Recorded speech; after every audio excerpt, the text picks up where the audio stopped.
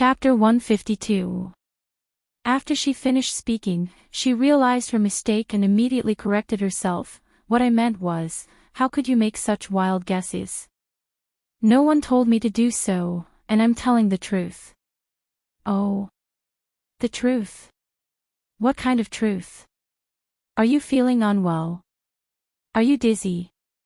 Yes, it might be a complication after the surgery. After all, you're not a professional doctor, you're just a nurse. You used my life and my child's as an experiment. That's really despicable. Ms. Yuanfanfan, right? Medical equipment is very advanced these days. If you say that you're dizzy and have complications, we need to do a detailed examination for you. It's just like how many murderers insist that they're mentally ill after they kill someone. You can't just listen to one side of the story, you need evidence. After hearing what Huamin said, the pregnant woman fell silent. I know you're not that kind of person. As the patient involved, you should know what happened that night. You were bleeding profusely and desperately needed a blood transfusion. However, no one could operate on you at that time. Your husband knelt on the ground and begged for help. As the nurse on duty, I absolutely couldn't allow a patient to die in front of my eyes. The reason why I dared to operate on you was because I trusted my own skills. I also knew that if I did what I did at that time, there would definitely be a day like this in the future. I just didn't expect that as the patient involved, you would be so muddle-headed. I won't ask you to thank me, but I also don't want you to wrong me, understand? Do you understand? The pregnant woman seemed to be moved by Huamin's words. It was obvious that she was very conflicted. Huamin continued, I know that it's not easy for you as a woman. This is your second child, right? But your husband was very unhappy that you gave birth to a girl. Your in-laws didn't show up at the hospital either. The pregnant woman raised her head in surprise. She didn't know why Huamin's analysis was so accurate.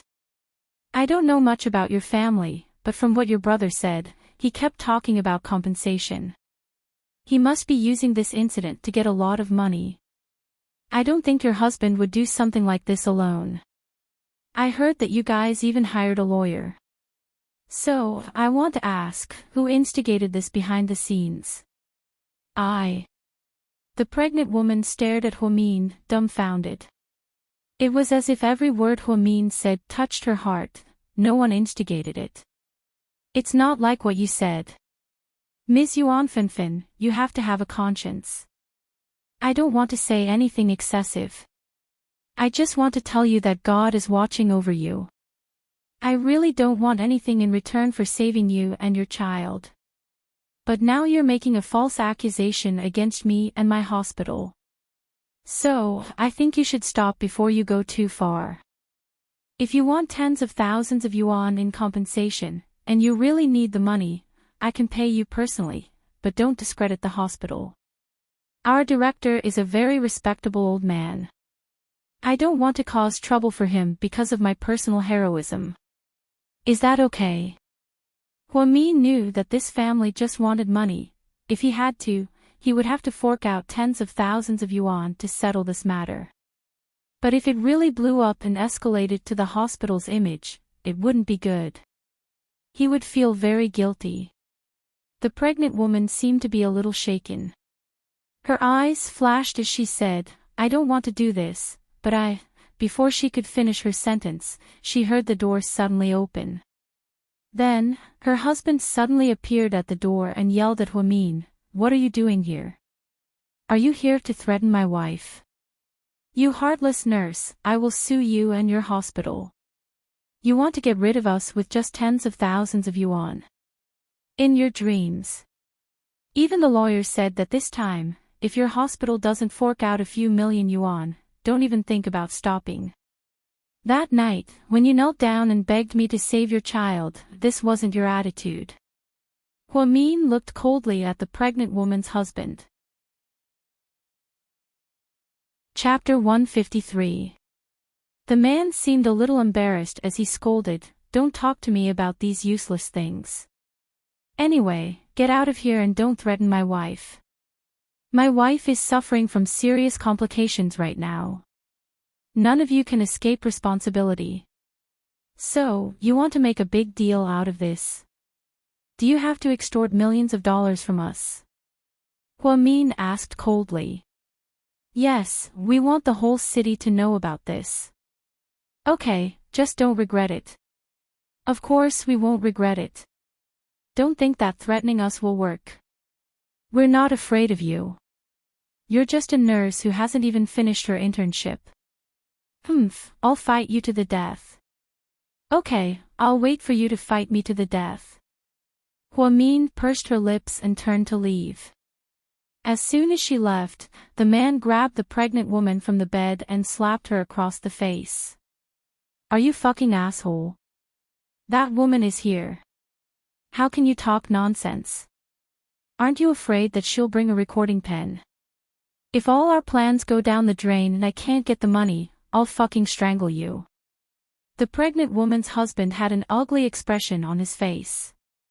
Honey, let's just forget about it. I don't want to continue like this. I feel very uneasy. She's a good person. She saved me and our daughter. She's our savior. We shouldn't treat her like this, the pregnant woman said as she sobbed. After hearing this, the man was not moved at all. Instead, he pointed at the pregnant woman and scolded, I'm telling you, don't ruin my business. Since things have already started, we will continue to do it. The hospital will definitely compensate us. When that time comes, we will be rich, do you understand? We'll be able to live the rest of our lives without any worries. But this kind of money shouldn't belong to us. The pregnant woman still wanted to argue. I should have killed you, a hen that can't give birth to a boy. You disgust me. Let me tell you, you have to listen to me. If you don't cooperate, I won't come back to this house. I'll divorce you. There are plenty of women out there, and there are even more who are willing to give birth to a son for me. When the time comes, you can take these two losers and go back to your mother's house. Upon hearing that they were going to get a divorce, the woman's eyes immediately filled with fear. Ever since she had married into this family, she had never thought of getting a divorce. After all, it was too difficult for a woman. All these years, she had been doing the housework, while her husband had been working a part-time job. The salary was not high, and the family had been living a tight life. The man and his parents had a traditional mindset of valuing sons over daughters. She had been very unhappy with her first child because she had not given birth to a son. It wasn't easy for her to get pregnant with her second child. When she did the ultrasound, it said that it was a boy. She didn't expect that it would be another money-losing thing. The man was furious. If it weren't for his plan to blackmail the hospital and Huamin, he wouldn't have shown up. If he had known that his wife had given birth to another girl, he wouldn't have knelt down and begged the nurse to save her that night. Therefore, the man's heart was extremely unbalanced. After some expert gave him advice, he immediately felt that this was a good idea. Therefore, they mobilized the relatives of both parties and came to the hospital to make a scene in order to ask for a sky-high compensation. How did it go? The head nurse asked with concern when she saw Huamin walk out. Huamin shook his head. They are very determined. They want the hospital to pay. Don't worry too much. Everything will be resolved when President Wu comes back, the head nurse comforted him. Huamin nodded. After he said goodbye to the head nurse, he headed towards the laboratory. The OB/GYN department had been unusually quiet lately. Apparently, Wu Xiaoxue was on vacation and had not come to work for a few days. It seemed like she was extremely unhappy with her previous punishment. However, President Wu had also announced that he would be leaving. If she didn't want to work, she could resign. The uncle and niece were not on good terms. Ning Ziyuan was also cold towards her because of Huamin's rejection. Not long after Huamin returned to the laboratory, it was time to get off work.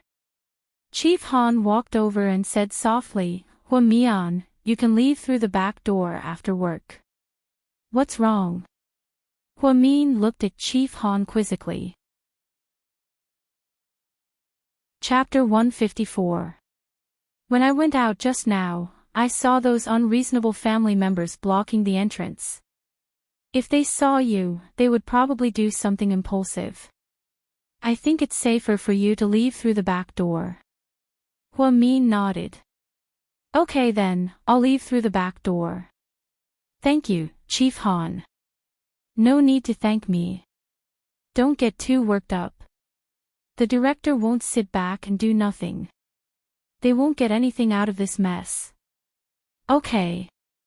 Huamin packed up and left the hospital through the back door with Huang Yu. Luckily, Chief Han had the foresight to leave through the back door. It was indeed much quieter. Huamin was depressed. After 10 minutes of walking, she returned to her home at Imperial Park. Since it was still early, there was no one at home. It seemed like Qin Chu hadn't returned yet. Huamin put down her bag and sat on the sofa tiredly. She closed her eyes and rested for a while. Then, she suddenly remembered something. She took out her phone and called Zhu Lingling. However, her phone was turned off. She nervously logged into WeChat. As soon as she logged in, she saw Zhu Lingling's message. "Girl, I'm going to work. I'm flying south today. Don't worry." Seeing that Zhu Lingling was at work, Huamin felt a lot more relieved. Huamin felt a headache coming on as she thought about what happened at the hospital today. She was so lost in her thoughts that she actually forgot to make dinner.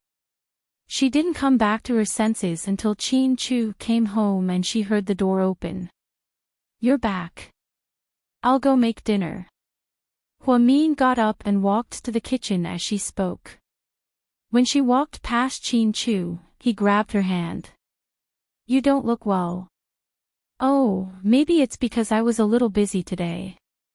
"I'm tired," Huamin said half-heartedly. "Then don't make dinner. Let's go out and eat." "I don't have much of an appetite." "Why don't you go alone?" "I'm not hungry either." "Then don't make dinner. Let's rest for a while." Before Huamin could say anything, Qin Chu pulled her to the side of the sofa and let her sit on the sofa. Then, Qin Chu took an apple from the fridge for Huamin, turned on the TV, and casually changed the channel. After that, Qin Chu took off his suit jacket and put it aside. Then, he took out his laptop and started working. Huamin was not in the mood to eat. He took the apple that Qin Chu stuffed into his mouth and watched the TV in boredom. Neither of them spoke. Qin Chu had been focusing on the company's financial statements and the stock market. Huamin quietly held an apple and stared at the TV. Just like that, time passed by quietly.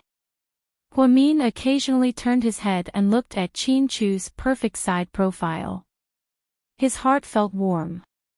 She really liked and enjoyed this kind of company, however, she always felt a sense of crisis about this relationship. She always felt that they would not be able to grow old together. It was as if the tragedy 7 years ago had destined their relationship to carry too many burdens. Perhaps Qin Chu knew that Huamin was staring at him, so he suddenly turned his head and looked into Huamin's eyes. He asked, "Is the TV good?" "You'll know when you see it." Qin Chu looked up and suddenly felt embarrassed. It turned out that the TV show was actually Boonie Bears. "If you don't like it, you can change the channel," he said. "It's okay. I like it." After hearing Huamin's answer, Qin Chu was speechless again. Fine, he really found it hard to believe that someone with an IQ of 130 would actually watch children's cartoons. Then, Qin Chu worked for about an hour before closing his laptop. Looking at Huamin, who looked a little haggard, he thought for a moment and asked, "Do you want to go on vacation with me?" "Vacation?" Min looked confused. Chapter 155. I have to go on a business trip to Taipei. My flight is tomorrow night. Do you want to come with me? Me? I don't think so. I have to go to work. Ask for leave. I'll be back in 2 or 3 days. No, I'm not in the mood. I can't have fun anywhere. Min shook her head and decided not to be a wet blanket. Things had just gotten out of control at the hospital. If she asked for leave and ran away, what would she do if those people went to the OB/GYN department to cause trouble, or if they went to Huang Yu? She couldn't leave them with a mess to clean up. Okay. Seeing that Min wasn't willing, Qin Chu didn't force her. He looked down at his watch. It was almost 8 p.m. Are you hungry? Do you want to eat something? Min shook her head. Did something happen at the hospital? Qin Chu couldn't help but ask upon sensing Min's depression. Nothing, maybe I'm not used to being in a new department. Min didn't tell Qin Chu everything that happened at the hospital, because she didn't want Qin Chu to worry about her. It was tiring enough for him to work at GK every day. Okay then, go to bed early. I'm going to go organize some documents in the study. Okay. Min went upstairs, took a shower, and then lay in bed. Suddenly, her phone rang. It was an unfamiliar number, and it rang for a while before Min picked it up. Hello. Are you Min? A man's voice sounded from the other end, and Min thought it sounded familiar. Yes, I am. Who are you? I'm Lin Mingyu. Lin Mingyu. Min was a bit confused, and she forgot who Lin Mingyu was. I'm the forensic doctor who went on a blind date with you last time, he emphasized. Oh, it's you. Min finally remembered this man. What are you doing? Lin Mingyu asked out of the blue. I'm going to bed. So early. I wanted to invite you out for a meal. Lin Mingyu was slightly disappointed. No, thank you for your kindness. Then, what's your WeChat ID? Can I add you? Lin Mingyu asked again. I don't really use WeChat, Min rejected again. I see. Alright, let's meet again another day. Then, he hung up. Min remembered that he had never given him his phone number. She probably got it from the head nurse. There were already a lot of things to do in the hospital. How could they still care about other people? The next morning, Qin Chu had already prepared bread and warm milk. However, he was nowhere to be seen. After Min woke up, he took a simple bite and went to work. As soon as she arrived at the department, she was pulled aside by Huang Yu, who whispered, Senior, our director is back. Isn't the director out of town for a meeting? Min was confused. Yeah, but he heard that something happened at the hospital, so he came back early. I heard that he will meet with the patient's family today to discuss how to deal with the situation. Hearing this, Min felt a little guilty. If it weren't for her decision, the hospital and President Wu wouldn't have been in so much trouble. At noon, when Min and Huang Yu went to the cafeteria, they inevitably became the target of other colleagues at the hospital. Here, she also met an enemy, Wu Xiaoxue. Egomaniac, look at what happened. The entire hospital is in an uproar because of you. My uncle's meeting out of town was cancelled early because he had to clean up your mess. Wu Xiaoxue was sharp-tongued. She was furious when she saw Min. I'm very sorry about this, Min said calmly. What's the point of saying sorry now? You shouldn't have done it in the first place. I don't understand. You're a nurse who hasn't even completed your internship. Who gave you the guts to do this? Do you think the hospital is owned by your family? Chapter 156. Professor Wu, you can't say that. We were just anxious to save people, Huang Yu retorted. Even if you were anxious to save people, you should know your place. Don't you know your own status? Isn't it because you, an unreliable doctor on duty, skipped work in the middle of the night? Otherwise, do you think we were willing to take the risk to save people? Huang Yu was young and impulsive. She was not as calm as Huamin, so she started to argue with Wu Xiaoxue. The key was that Huang Yu was now in the laboratory, so she was not afraid of Wu Xiaoxue making things difficult for her. What do you mean by skipping work? I was not feeling well. I am pregnant. Do you know that? I'm a pregnant woman, and I have to be responsible for my own safety. I didn't do anything wrong, and the patient's family won't be able to find me. They can find whoever performed the surgery. You're so capable, so it's best for you to solve the problem you created. Don't hide behind the hospital like a coward and let my old uncle be your cannon fodder, okay? Wu Xiaoxue mocked. Don't worry. As long as it is my responsibility, I will not implicate the director. That's the best.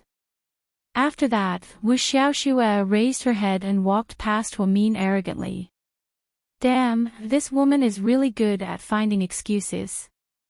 She just got pregnant and she said she was not feeling well.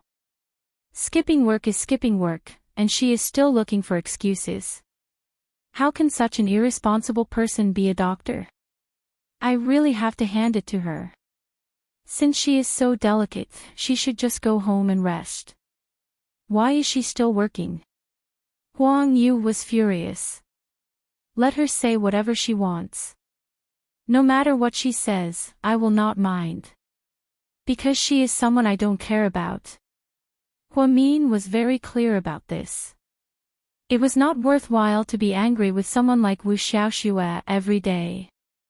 Huamin was restless the whole morning. He did not know how the director would deal with it. In fact, if the director fired him, he would not mind.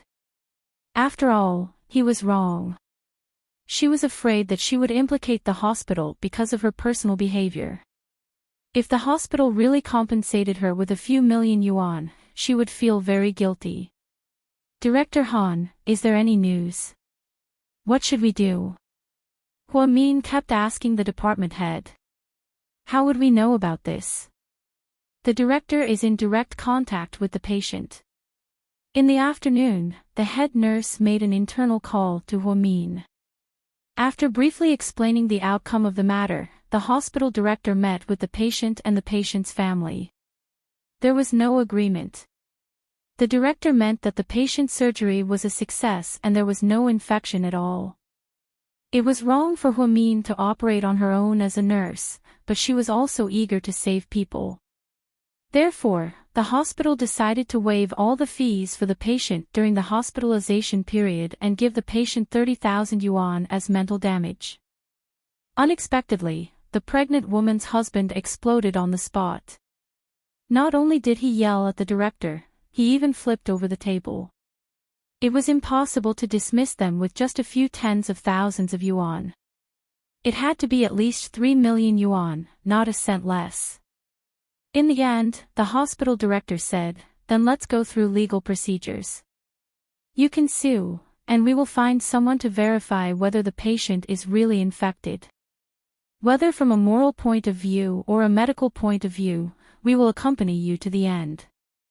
As long as the court awards us compensation, we are willing to take it.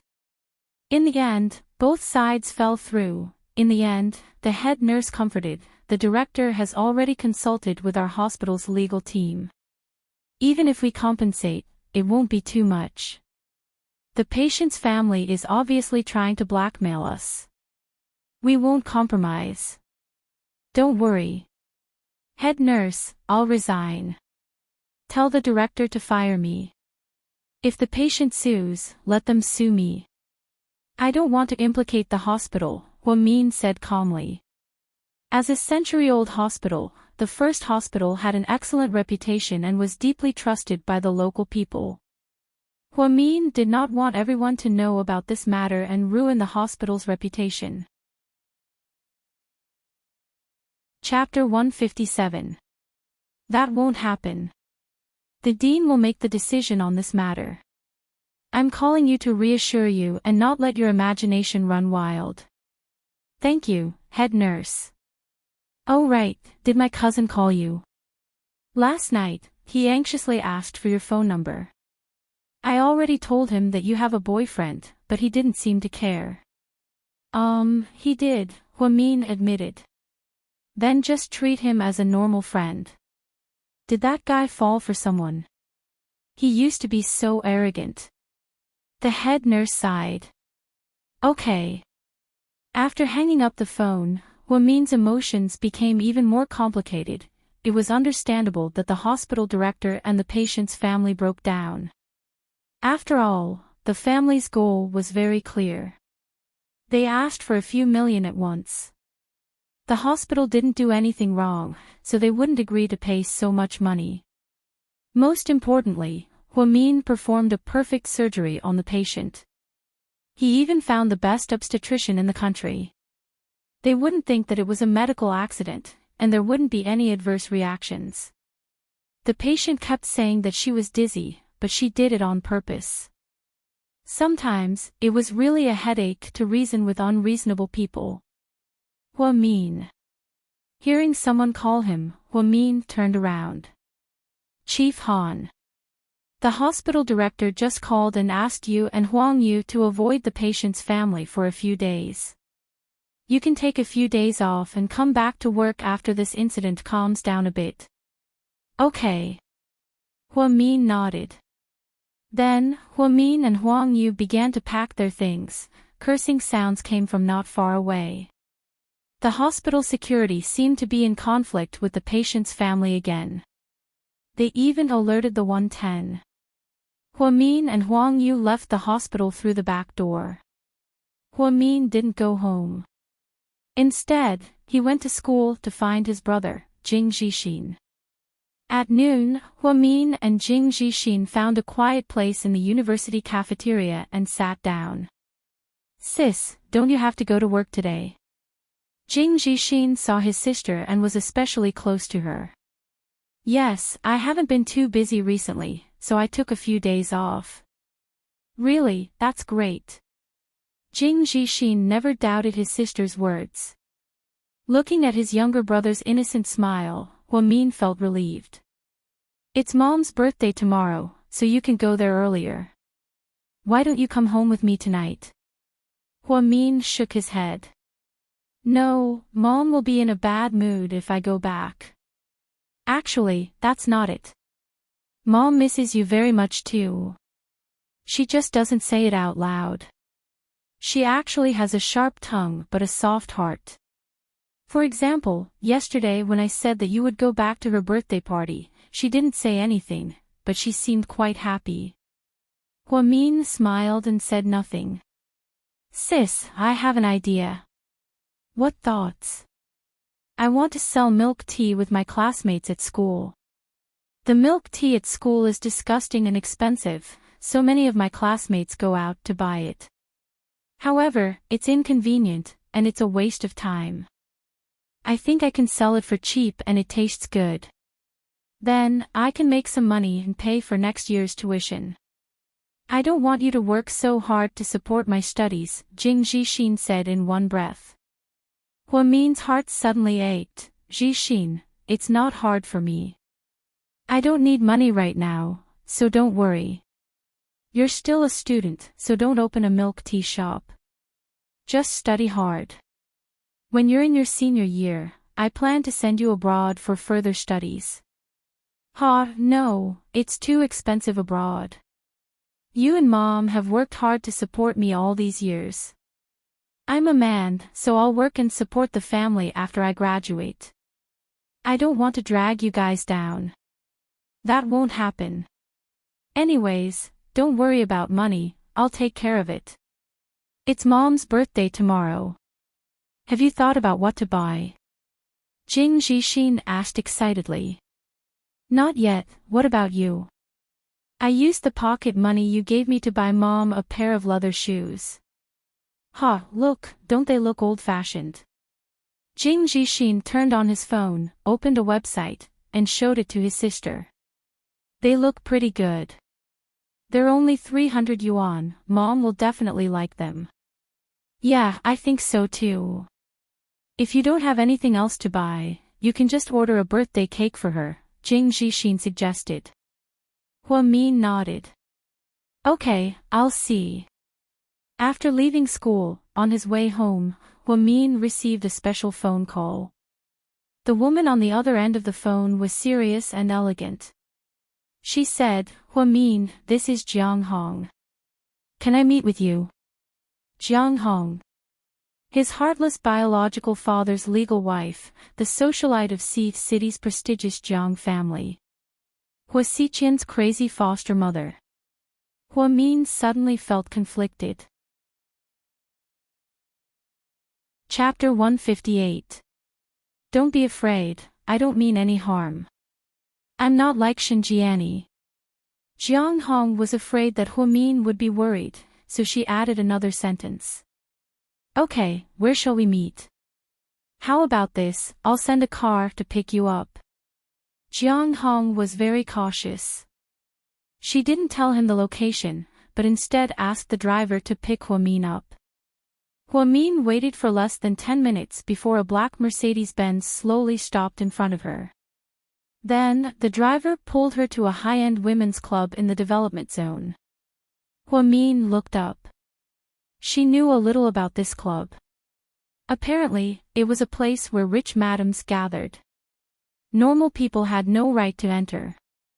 It was rumored that the club was owned by Mrs. Hua. Today, it seemed that the rumors were true. Because Jiang Hong was Hua Xiqian's foster mother, Huamin was extra careful. In her mind, she always felt that the mother and son were not to be trifled with. In comparison, the scheming Xinjiani and Hui Yanyan were much easier to deal with. She took the elevator to the 8th floor.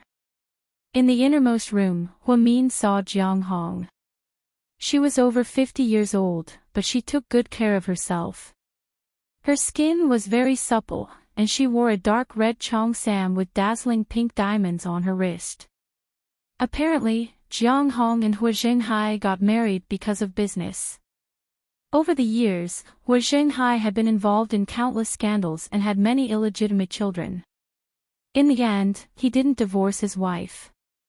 However, the fact that Xinjiani could marry into this family was quite impressive. Huamin, you're here. Have a seat, Jiang Hong said elegantly with a faint smile on her face.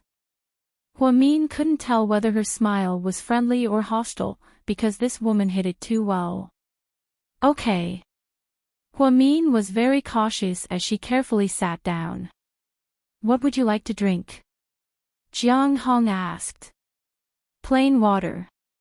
You're a very down-to-earth child. Jiang Hong smiled and waved her hand. After a while, the waiter poured a glass of water and placed it in front of Huamin.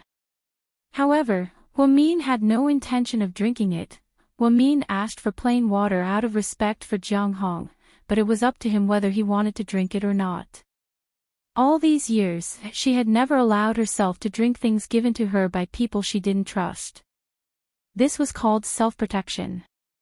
Jiang Hong understood what she meant and did not force her. Instead, she took the initiative to ask, I heard that you're a nurse at the first hospital. Yes. Are you used to it? Jiang Hong asked again. Yes, I quite like this job. Have you ever thought about coming back to this home? Jiang Hong picked up a glass of red wine and asked casually.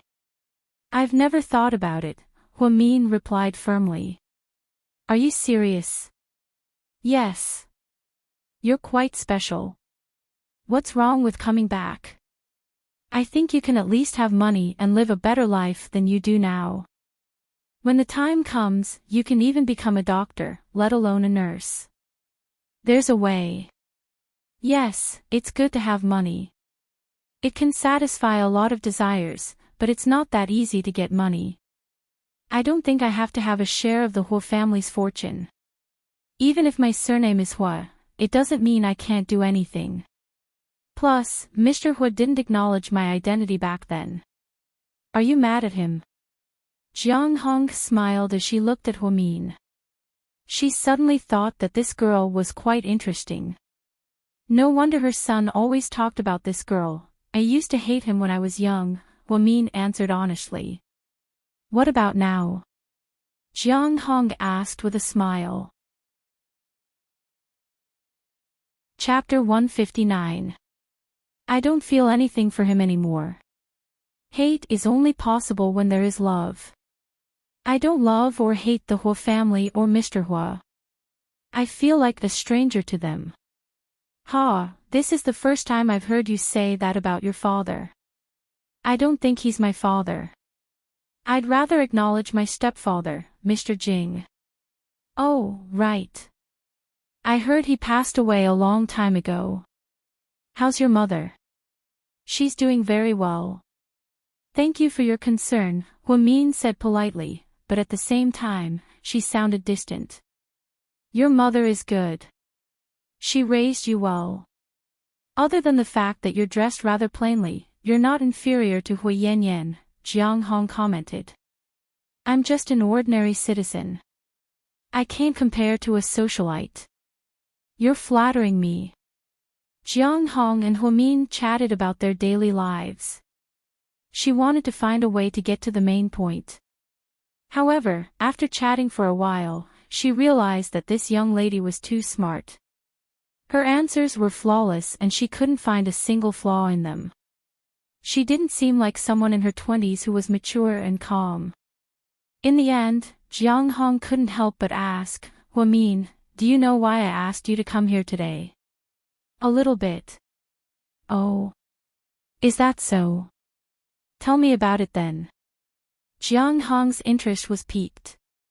She leaned back on the purple sofa and looked at Huamin expectantly. Huamin had taken off her nurse's white coat and was only wearing a white short-sleeved shirt and a black knee-length skirt. The combination of black and white was simple, but it looked good. She never dressed up as flirtatiously and brightly as Hui Yanyan. However, she always stood in the crowd so elegantly and calmly that it was unforgettable. Hua Xiqian had mentioned Huamin a few times. Jiang Hong had a deep impression of Huamin, especially during the wake. Faced with Jiang Hong's questioning, Huamin hesitated for a moment and slowly said, If I'm not wrong, Madam asked me to come here to ask me which side I'm on, right? Madam wants me to come home to help you and young Master Hua. If I don't agree, she's afraid that I'll side with Madam Shen and become your enemy. So, my existence has already caused a certain degree of trouble to Madam. After hearing Huamin's answer, Jiang Hong stared at her for a long time with a meaningful look in her eyes. After a while, she sighed and said, You're really not a simple girl. It seems that I have guessed correctly. Huamin smiled. That's right. You're absolutely right. So, which side are you on? I'm sure you're aware of the Hua Corporation situation. My son, Xiqian, has taken control of most of the company's shares. Although Hua Zhenghai hasn't acknowledged you on the surface, he's actually been thinking about you, or rather. At this point, Jiang Hong purposely paused for a moment. Huamin continued her sentence, or rather, he doesn't want to acknowledge me as his daughter. He's just afraid that Madam Shen's family will be taken advantage of, so he wants to drag me down with him and protect his son and daughter's shares. Yes, that's right. Jiang Hong nodded and looked at Huamin with undisguised admiration. But these are just your thoughts. Do you want to hear what I have to say? Huamin asked. Okay. I've never wanted to get involved in any war, so I don't want to choose a side at all. I haven't had any deep ties with any of your sides all these years, so whether it's you or Mrs. Shen, I won't interfere. That's what I mean. So you're saying that you're going to give up the shares that belong to you. Do you know how much it's worth? That's probably more than you can earn in your lifetime. Don't you like the life where you can get whatever you want? Having too much money isn't a bad thing, Jiang Hong reminded him. Chapter 160. I know. I'm not an ambitious person, and I don't think it's good to have more money. To me, an ordinary life is the greatest happiness. Although my mother and I have lived a hard life all these years, it's been very fulfilling. Okay, I think I understand what you mean. Thank you for understanding, madam. But don't blame me for being blunt. If you change your mind in the future, I hope you can stand on my side. If you stand on Shinjiani's side, then we will be enemies, and I will have no choice but to deal with you. I understand. Hua Min nodded. Very good, you're a smart girl, I like you. Although she didn't manage to recruit Hua Min this time, Hua Min also made it clear that he wouldn't help Shinjiani. This made Jiang Hong feel a lot more at ease. But even so, Hua Min was still a young girl, and it wasn't impossible for her to change her mind in the future. So, she also made it clear that if they became enemies, she would do whatever it took to get her. It sounded like she was trying to intimidate Hua Min, right? Hua Min could tell, if you change your mind in the future, you are welcome to come find me anytime, Jiang Hong didn't forget to add. Okay. Hua Min nodded and then left. She didn't expect to run into Hua Xichen at the entrance to the first floor. He drove an orange Ferrari 488, and a hot young model sat in the passenger seat. After the two got out of the car, the young model coquettishly wrapped her arms around Hua Xichen's arm. The two walked in, chatting and laughing. From afar, Hua Min saw Hua Xichen's caressing face. How could he touch the young model without caring about anything else? Did he think that the waiters around him were all dead? Oh, I must be mistaken, is this my little sister Mian? Hua Xichen saw Hua Min, and there was a hint of excitement in his eyes. You got the wrong person, Hua Min lowered his voice and walked towards the door. Qin Chu told her that if she saw Hua Xichen in the future, she had to take a detour, because he was very dangerous. Although she still didn't know how dangerous Hua Xichen was, Hua Min knew that Qin Chu was always right. He wouldn't say something like that for no reason, and Qin Chu didn't even tell her to stay away from Ning Ziyuan. This meant that in Qin Chu's eyes, Hua Xichen was a very difficult person to deal with. Hua Mian, Hua Mian, Hua Mian, Hua Mian, Hua Mian, Hua Mian, Hua. Hua Min didn't say anything, nor did he have any intention of staying. Suddenly, Hua Xichen shook off the model's hand, rushed to the door, and blocked Hua Min's way. What do you want? Hua Min looked at him cautiously. Hua Xichen looked at Hua Min from head to toe and smiled meaningfully. You're still dressed so old-fashioned, but you're still very likable. Can't you say something else when you see me? Are you a repeater? Hua Min said coldly. Hua Xichen, right? Every time he saw Hua Min, he would say things like, little sister, or you've become prettier. His words were so vulgar, and Hua Min thought that he shouldn't use these words on her when he was flirting with girls. Anyway, she wouldn't fall for it. How could she not know what she looked like? Did he even need to say it? Ha, I love how tricky you are, you're so cute. Hua Xichen wasn't angry, instead, he was amused by Hua Min. Mian, since we ran into each other, why don't you have a cup of coffee before you leave? It's rare to see you. No need, I'm busy. After speaking, Hua Min brushed Hua Xichen's arm away and strode out. Looking at Hua Min's slender back, Hua Xichen licked his lips, and his eyes sparkled with a strange light. Young Master Hua, is that woman your girlfriend? You seem to care a lot about her. The hot girl on the side seemed to be jealous and suddenly lied to Hua Xichen. She thought that Hua Xichen would coax her. To her surprise, Hua Xichen furrowed his brows and said, your face and chest are okay when you don't talk, but when you open your mouth, I'm not interested anymore. Get out, I'll give you 30 seconds to disappear from my sight. Young Master Hua, I was wrong. The model didn't think that the famously good-tempered Hua Xiao would have such a bad temper. "Get out," Hua Xichen spat out coldly and turned to go upstairs. It was already night time when Hua Min got home. She noticed that Qin Chu wasn't home, so she thought he was still at work. Then, she remembered that he said he was flying to Taipei tonight. Just as she was thinking about this, she heard the sound of a key unlocking the door behind her. Hua Min turned around in fear, and suddenly became nervous. Qin Chu was on a business trip today, so who had her house keys? Could it be a thief? Chapter 161. Then, Hua Min quickly grabbed her bag from the sofa and threw it at the person who came in. After she saw who it was too late for her to stop. Qin Chu didn't think that Hua Min would welcome him home like this. Luckily, he reacted fast enough and blocked it with his hand. Otherwise, his head would have been injured. Why are you back? Weren't you on a business trip? Hua Min was shocked. It was cancelled last minute. Qin Chu said casually. He glanced at Hua Min's bag and asked, "What's in there?" "It's really heavy." Hua Min was extremely embarrassed. He coughed a few times and immediately hid the bag behind him. "Ahem, it's nothing. Just some daily necessities." As for the business trip, Qin Chu simply said that it was cancelled at the last minute. The truth was, the business trip was only supposed to last 3 days.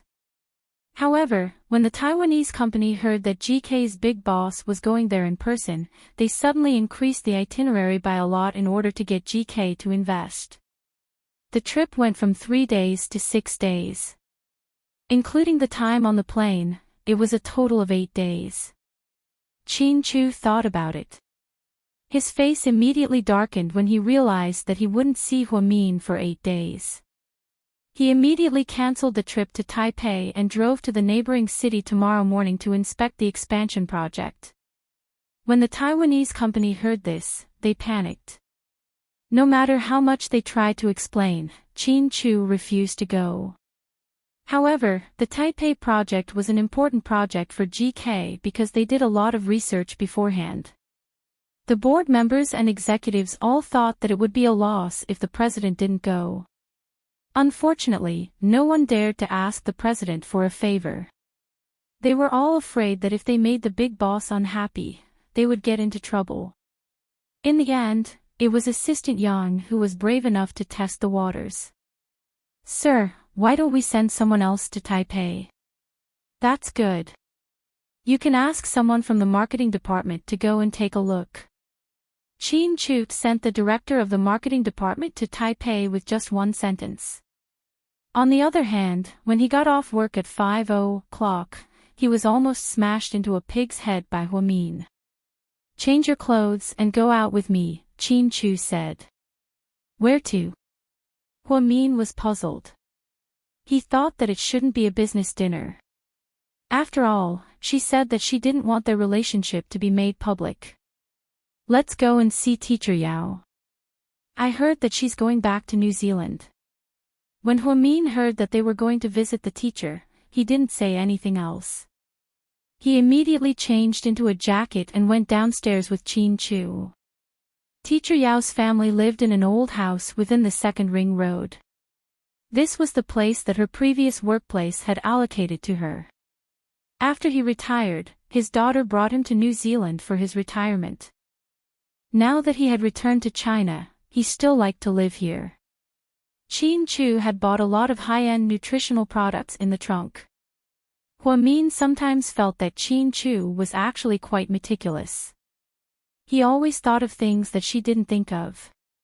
Teacher Yao was very happy to see the two of them. Teacher Yao's auntie even prepared dinner for them.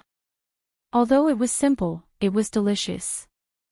Qin Chu and Hua Min stayed to have dinner with Teacher Yao. During the dinner, they talked about a lot of things that happened in the past. In the end, Teacher Yao looked at Qin Chu and Hua Min and said meaningfully, "The two of you remember that 100 years of love means crossing the sea together, and 1,000 years of love means sleeping on the same pillow. It's not easy for two people to be together. In my life, I only feel that the so-called true meaning of love is actually a cup of warm water when you have a cold, washed and dried clothes and blankets, trivial arguments, and hugs when you are angry. When romance fades and passion fades, the warmth of daily necessities is also the most long-lasting confession. There are roses, there are confessions, but what love needs is a commitment, and more importantly, it requires persistence. When the sun has set, you will realize that the beauty of the past is still there. After Chin Chu and Huamin heard this, they were very moved. Do you know why the divorce rate is so high now? Why were there so few in our era? After Teacher Yao finished asking, the two of them shook their heads. Chapter 162. Because back in my day, people only thought about fixing things when they were broken. But in your day and age, everything is replaced when it's broken, including love. Just as Huamin was touched by the depth of Ms. Yao's words, Chin Chu suddenly interjected, but I heard that in your day and age, people didn't dare to get a divorce even though they were clearly unhappy because of public pressure. In the end, many people died because of depression. But now, even though the divorce rate is high, people don't feel aggrieved anymore. Huamin. Ms. Yao. The two of them were instantly speechless by Chin Chu's words. In the end, Huamin was the first to react. He secretly pinched Chin Chu's thigh under the table and asked, "Ahem, where did you hear all this nonsense? Am I not telling the truth?" Chin Chu asked self-righteously. Huamin quickly and quietly tugged at the corner of his shirt. "Shut up." Although his voice was very soft, Ms. Yao heard him clearly. She smiled and said, "It's okay, Chin Chu is right. Back in my day, people were still very conservative. Some marriages were arranged by parents.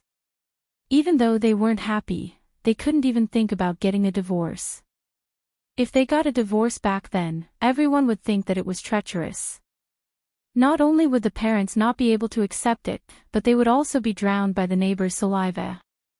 Now that times have changed, young people like you have a better way of thinking. You should live happily. Life is short, so you shouldn't mistreat yourself. There's nothing wrong with that. I just want to say that no matter how times change, no matter how human nature changes, in the end, you should never forget your original intentions. Only by not forgetting your original intentions can you achieve success." After Chin Chu heard this, he seemed to be quite moved. Only by not forgetting his original intentions can he achieve success. That's right, Huamin had already become the goal of his life. He had never forgotten his original intentions. 7 years ago, Chin Chu was still a young and inexperienced teenager. He dared to say in front of his father, "I want to marry Huamin." Now that 7 years had passed, he had really married Huamin. To him, Huamin would always be his most treasured existence.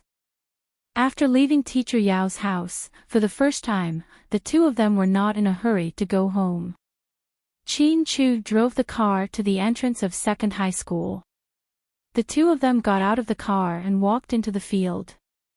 Second High was still one of the key high schools in the city. The students were all studying at night at this time. Only a few teachers and instructors were strolling around the field in 2s and 3s. The bright lights illuminated the entire school. On such a beautiful night, Chin Chu felt exceptionally peaceful. This place hasn't changed much. It's still so beautiful. Huamin sighed as he looked at the colorful lights at the edge of the basketball court. "Have you ever come back here after graduation?" Chin Chu asked. Huamin shook his head. "Other than the last time I ate with you at Oxan's Ramen, I haven't been here." Chin Chu looked at the school. His eyes were blurred and deep. He sighed slightly. "When I was in the United States, I dreamt of this scene countless times. Every blade of grass and every tree is deeply engraved in my memory. You've always been a legend in second high. Huamin pursed his lips. I've long been forgotten. The glory is a thing of the past, but the legend continues. Those girls' crazy infatuation with you has never stopped. Huamin chuckled. At that time, he saw those girls holding banners to express their love for Qin Chu. Even the slogans were so old-fashioned. Qin Chu, our love for you was, as long as the small tree doesn't fall, we won't fall. If China moves, we won't move. After reading those words, Huamin was shocked. He dared to swear on his life that Qin Chu would never fall in love with those weird girls. What about you? Were you crazy about me too? Qin Chu suddenly turned his head. He looked at Huamin from a very close distance and asked seriously. Chapter 163. Huamin froze for a second before her memories came back to her. She vaguely remembered that she skipped a grade and only entered the school half a month after the first year of high school. Huamin was once the top scholar in the middle school exams and received invitations from many top high schools in the city and even the province. In the end, she chose second high, which was close to her home and had good teaching. Apparently, the day she arrived, the school put up a banner and the principal personally welcomed her.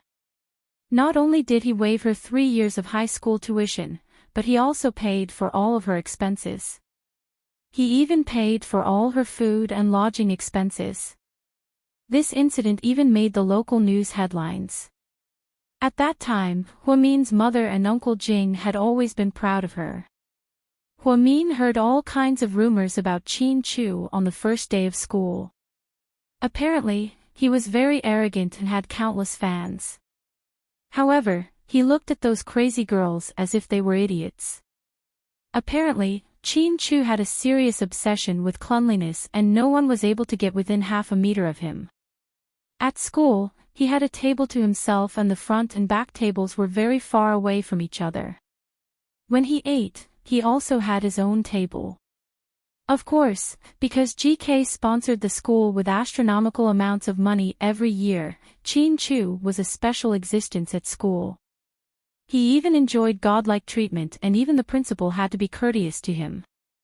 That was until Huamin appeared. Huamin's appearance broke this rule. She was so reckless that she kicked the ball and sent it flying at Qin Chu's head. She almost disfigured her Prince Charming. When she was eating, she accidentally slipped and spilled the vegetable soup on Qin Chu.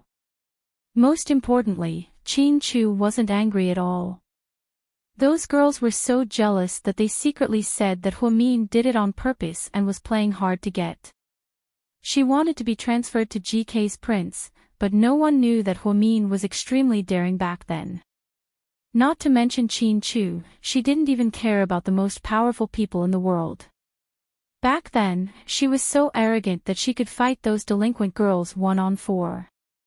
She was so arrogant that she could beat up the big boy from the next class just to protect the reputation of the class. She was so arrogant that she never studied and often skipped classes to go out and play.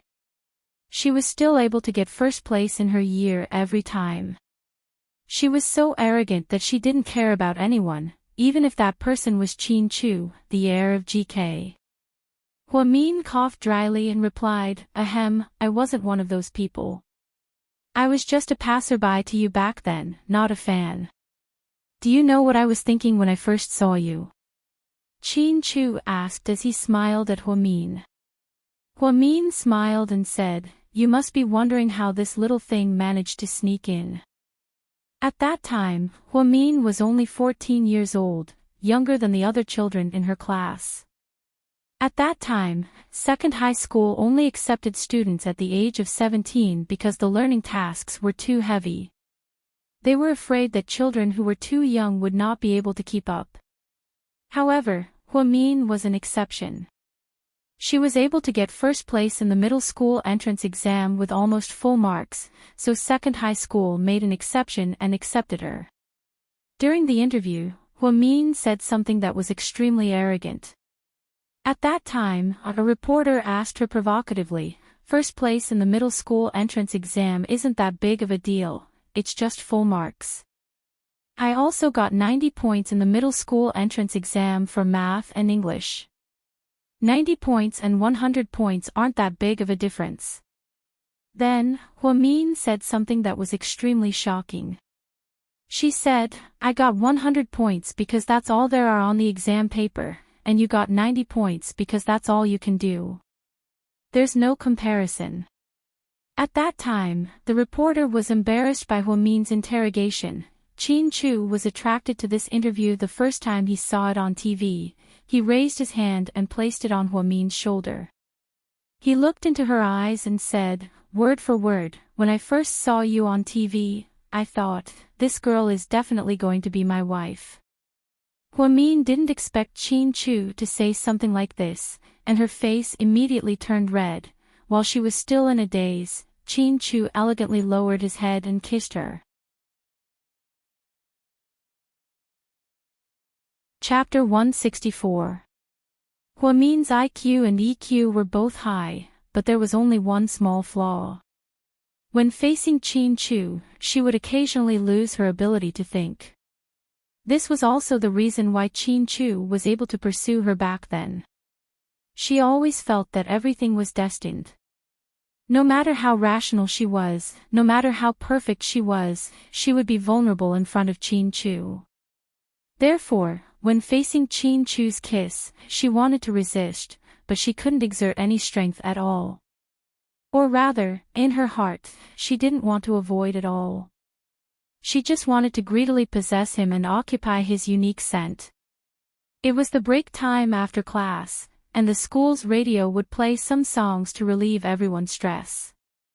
A melodious voice sounded, "Back to the beginning, your young face in my memory, we finally arrived at this day.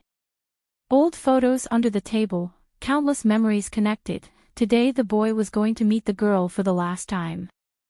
Back to the beginning, standing blankly in front of the mirror. Clumsily tying the knot of the red tie. Combing my hair into an adult style, changing into a handsome suit, when I see you later, you will definitely be more beautiful than I imagined. I really want to go back to those years, in front of the classroom seat, deliberately asking for your gentle scolding. The arrangement on the blackboard, can you bear to solve it? Who sat with whom, he loved her. Those years of missing the heavy rain, those years of missing the love. I really want to hug you, hug the courage that I missed. I once wanted to conquer the world, but in the end, I realized that the world was all about you. Those years of missing the heavy rain, those years of missing the love. I really want to tell you that I didn't forget. That night, the sky was full of stars, the promise made in a parallel universe. When we meet again, I will hug you tightly, hug you tightly. The song, Those Years, by Huaxia was especially suitable for the occasion, everything was just right. Huamin was a sensitive woman, and at this moment, she was especially moved. Thinking back to those years with Qin Chu, her hands couldn't help but hug Qin Chu's broad back, hugging him tightly. They had indeed missed 7 years, but how many 7 years could there be in life? Feeling Huamin reach out to hug him for the first time, Qin Chu's heart rippled. This gentle kiss lasted for 3 minutes and 50 seconds, which was exactly the time for a song. Then, Qin Chu held Huamin's hand and silently walked out of the campus. The two of them didn't speak along the way. When they got home, Huamin felt a little sleepy, so she went back to the bedroom to take a hot shower. To her surprise, as soon as she came out of the bathroom, Qin Chu threw her onto the bed. Qin Chu. Huamian was nervous. Mian, I don't want to wait.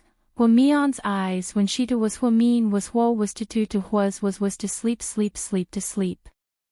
Qin Chu, I don't. Before Huamin could finish her sentence, she was drowned in Qin Chu's forceful kiss. This time, it wasn't as gentle as when they were at school. Instead, he invaded her forcefully, not giving her any room to think. Huamin felt her brain go blank, and she didn't have time to think. Everything was under Qin Chu's control. It had been a while since they registered their marriage. Other than kissing, the two of them didn't seem to have any further intimate contact. Qin Chu naturally thought so. After all, his feelings for Huamin had always been clear. Huamin, on the other hand, had always felt conflicted about Qin Chu because she didn't want to spend the rest of her life with him. She also wanted to divorce him in the future, so she tried her best not to give him too much. Huamin had always felt that if a woman gave her body and heart to someone, then she would lose completely. She didn't even have a way out. Therefore, she had always been reserved with Qin Chu. Under the night sky, Qin Chu looked at Huamin beneath him and felt an urge that he had never felt before. He knew that at this moment, desire had won over reason. Chapter 165. Just as Qin Chu was about to make his next move, Huamin's phone rang. Qin Chu wanted to pick it up and throw it on the floor, but Huamin grabbed it first. She pushed Qin Chu away and awkwardly stood up. She picked up the phone and walked out the door. Qin Chu's face turned ugly. "Hello, Lingling. What's wrong? You sound a little weird." "No." Huamin felt guilty. "That's impossible, I've known you for so long, you can't lie to me." "Io, are you and Qin Chu doing something inappropriate?" Zhu Lingling smirked. "I think your breakup is over, you don't look like you're trying to get over it anymore." Huamin was speechless. "Of course, who am I? I'm Zhu Lingling, the most beautiful girl in the world. I just flew back and have 2 days off. I'll come find you tomorrow and take you out for a walk. Let's go eat fish at a nearby farmhouse and go for a walk, okay? Tomorrow. Not tomorrow, it's my mom's birthday. How about the day after tomorrow? Oh right, I forgot. It's Auntie's birthday. Okay, let's go the day after tomorrow." After hanging up the call with Zhu Lingling, Huamin felt a little embarrassed and went back to his room. Qin Chu was leaning against the bed and smoking. Lingling told me she wanted to go for a walk, haha, Huamin explained. "Tell Zhu Lingling to get her ass over here right now. I promise I won't beat her to death," Qin Chu said angrily. It's late, good night. So you want to kick me out?" Qin Chu asked as he glanced at Huamin. "But isn't this my room?" Huamin looked helpless. Qin Chu immediately asked, "Aren't you my wife?" Huamin, "So, are you planning to stay here and not leave? As compensation, you have to sleep in the same bed as me tonight. Of course, if you think your bed isn't big enough, you can sleep in my room," Qin Chu said confidently as he flicked the ash off his cigarette. Huamin was furious, but he couldn't find a reason to refuse. However, she understood. If it wasn't for Zhu Lingling's phone call, Qin Chu would have succeeded. The duck that was right in front of his mouth flew away. It was already impressive enough that he wasn't going crazy. In the end, Huamian decided to compromise and said, "Deal." And so, Qin Chu began to occupy Huamin's bed. This was the first time she slept in the same bed as Qin Chu. She wasn't used to sleeping in his arms. It was different from the last time. Last time, they snuck in the middle of the night. This time, they were face to face. Although they broke through the last line of defense 7 years ago and tasted the forbidden fruit, they were still young. They were still young back then, and they were both drunk. Now, they were reminded of the scene back then. No one would be able to remember it. Huamin was too embarrassed to look at Qin Chu's face, so she flipped over to the other side. Qin Chu took the opportunity to hug her waist from behind. She was so nervous that she almost died. "Qin Chu, I'm telling you, don't touch me. I'm ticklish," Huamin warned. "Don't worry, I won't do that. I'll feel worse than you. After a quiet night, after breakfast, Chin Chu went to work while Huamin went to the mall. After spending 1,000 yuan to buy a dress for her mother and ordering a cake, Huamin took a taxi home. As soon as she walked in, she smelled the aroma of food. The yard was full of people, all of whom were good neighbors. "Mian, you're back," the neighbors greeted her. Yang Meirong heard the sound and turned around. She glanced at Huamin and asked with a straight face, "Don't you have to go to work today?" Chapter 166. Yeah, because I was transferred to another department, the hospital gave me 3 days off. Oh, you were transferred. Where are you now? The neighbor, Auntie Wu, asked enthusiastically. Huamian smiled and replied, I'm in the laboratory. I only need to draw blood for tests. That's good, that's easy. I told your mom a long time ago not to let you work in the OB/GYN department, the responsibility is too heavy. Those pregnant women are all spoiled, and if you don't take care of them well, they'll definitely find fault with you. It's good that you were transferred. Yeah, it's relatively easier here, and I don't have night shifts anymore. Ha! Mian, why didn't your boyfriend come with you? The neighbors loved to gossip, and a few aunts who were close to Huamin's mother asked at once. I broke up with him, already. What? You broke up? Didn't you hear that you were getting married? Why did you break up? Sure enough, this piqued the aunt's interest. Huamin was a bit embarrassed and didn't know what to say. Just then, Jing Jixin walked out of the room and took the cake from his sister's hand, saying, young people nowadays don't have a reason for breaking up, they just don't think their personalities are compatible. But isn't that guy a doctor?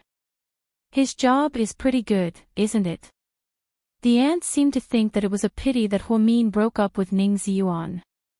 What's so good about it? Even though he's a doctor, he's only an intern, and he might not even become a full-time employee. Plus, that guy's temper doesn't match my sister's, and when they were discussing marriage, a lot of details couldn't be handled properly, so they decided to break up peacefully. Oh, so that's what happened. Jing Jixin's answer for his sister was pretty good. The aunts were speechless as well. Soon, Yang Meirong brought out the dishes she had made. There were 8 in total, and in the middle was the cake that Jing Jixin ordered for Huamin. Other than Yang Meirong, Huamin, and Jing Jixin, there were 3 other aunts. Auntie Wu was close to Yang Meirong. The other 2 were a bit worse, and Huamin didn't like them very much. It was not because they were poor, but because most of them were just ordinary citizens. She liked to take advantage of others, liked to gossip about other people's affairs, and was also snobbish. She especially looked down on poor people.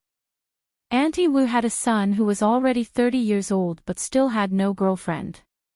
It was because Auntie Wu's family was a little rich. They had 2 houses in the city and a retail store. Her son also worked in a bank. Therefore, he had gone on dozens of blind dates, but none of them were successful. Most of the time, it was because the girl's family background was not good enough. Mom, happy birthday. Huamin took out the dress he had bought and handed it to her. When Aunt Wang saw the sign, she asked, Hey, isn't this brother? This brand is not cheap. How much did you pay for it? Mian. Not much. How much is not much? Aunt Wang asked relentlessly. More than 1,200. 1,200 isn't much. Your monthly salary is only 2,000, right? TSK. You actually bought such an expensive dress. Auntie Wang's words revealed her disdain for Huamian. Yang Meirong took the dress, looked down, and casually said, That's why it's good to have a daughter. She earns 2,000 a month, but she can spend 1,200 on a dress for me. She's not like some people who have sons. Their sons earn 10,000 a month, but they can't even afford to buy anything for their mothers. Auntie Wang heard this and immediately felt embarrassed. She didn't say anything else. She heard that her son didn't even call her on her birthday a while ago. He probably forgot. Apparently, her son came back from abroad from Singapore. He worked in a foreign company and earned 15,000 a month. Sister, you have a good life. Both your children are filial. Jixin went to school and saved money to buy you shoes. You didn't dote on them for nothing, Auntie Wu said, trying to smooth things over. Just then, Auntie Lu said, it would be even better if your old Jing was still here. The whole family would be happy. What a pity. Upon hearing Uncle Jing's name, Hua Min's eyes reddened. She felt a little depressed.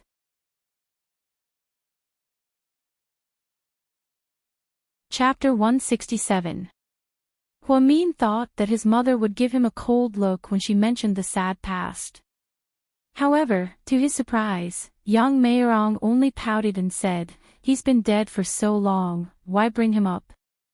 We're happy today, so let's eat and drink well. Since young Meirong said so, the other three aunts didn't say anything else. During dinner, Hua Min went to the kitchen to get more food, and Jing Jixin quietly followed him. Sis, don't mind what those gossipy aunts said. They're just that kind of people, they love to gossip. I know, I didn't mind. That's good.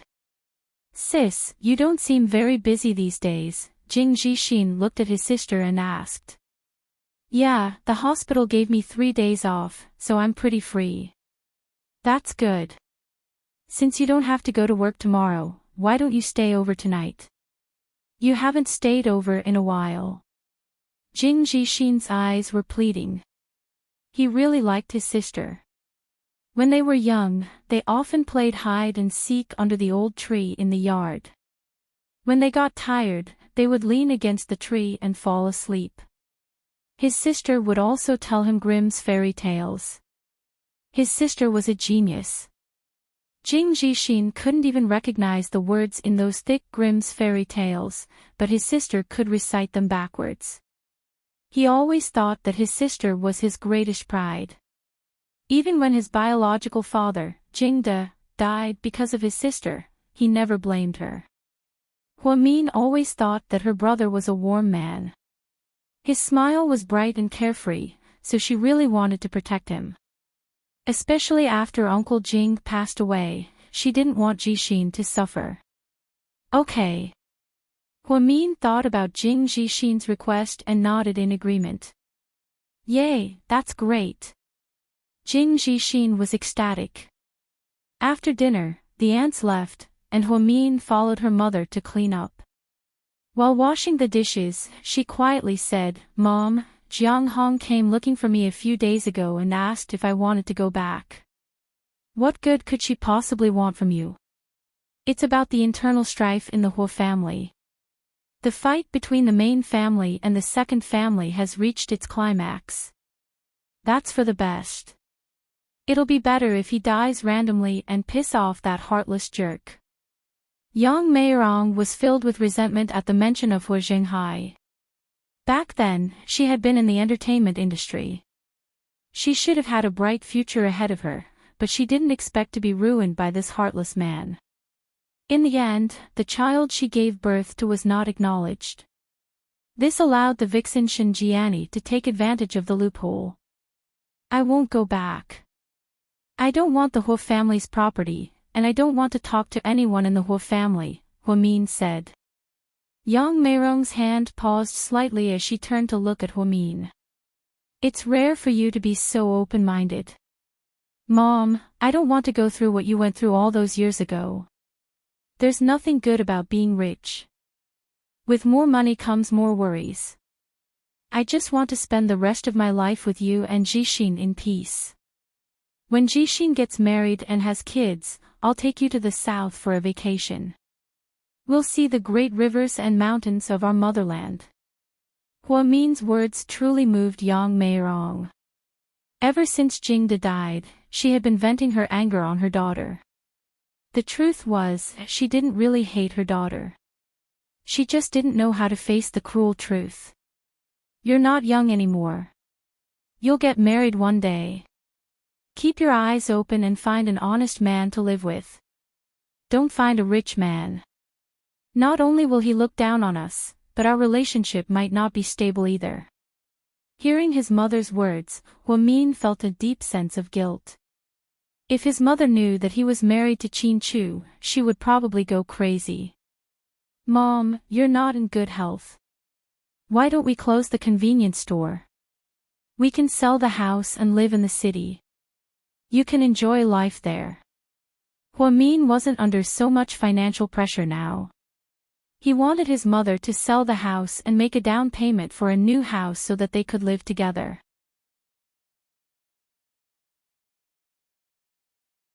Chapter 168. It's fine, I've gotten used to living here and I don't want to move to a new house. I'm familiar with the neighbors here, and even though your aunts have bad mouths, they're good people. When your Uncle Jing wasn't around, they took care of the three of us. I like living here. When you and Jixin start your own families, you can come back more often if you want. If you don't, I won't feel bored. Young Meirong seemed to be very open-minded. Mom. I'm sorry. Huamin lowered her head guiltily again. It's fine, I can't blame you for this.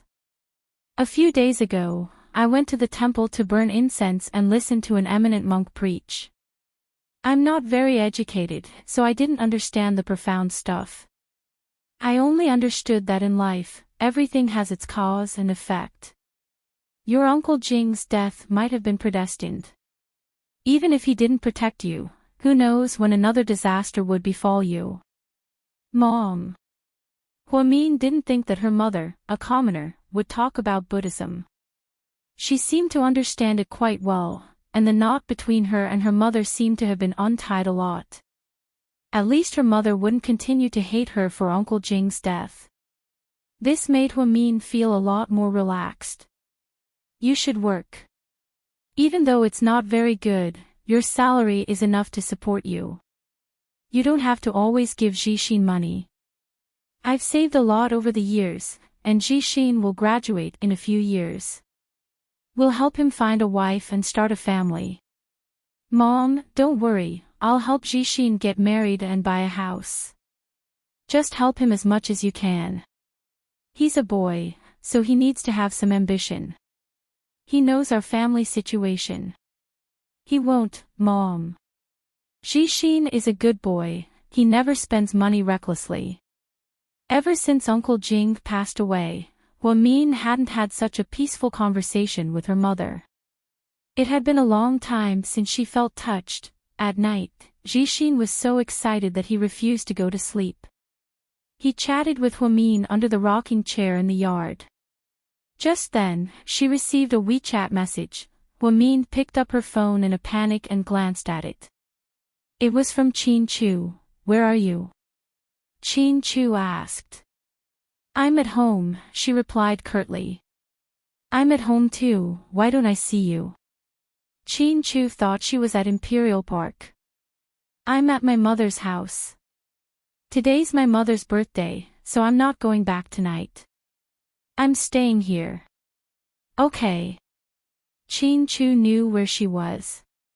He had planned to take Huamian to a new seafood restaurant in the north of the city, but she was nowhere to be seen when he got home. Since Huahua, Qin Chu's assistant Yang, who was about to get off work, was shocked when he saw the big boss return. It's okay. I'll work overtime. Jixin, Hua with Jixin, Hua, Jixin want to see Jixin T. After all, Jixin would hate him if he stood her up. What's the matter? Qin Chu asked when he saw Yang's conflicted expression. President Qin. I heard there's a new movie that's pretty good, Yang said slowly. So? Qin Chu looked at Yang and asked. So can I go watch a movie with my wife? She already bought the tickets. If I don't go, she'll kill me. It was obvious that Yang was scared of his wife. If she finds out that you might be fired because of a movie, will she still kill you? Chin Chu asked faintly. Yang wanted to cry. President Chin, please don't. Which movie theater? Chin Chu asked. The one in Wanda Plaza, First Ring Road, Assistant Yang replied bitterly. Chin Chu stood up. Let's go, I'll drive you. What? Yang was dumbfounded. He thought he was hallucinating.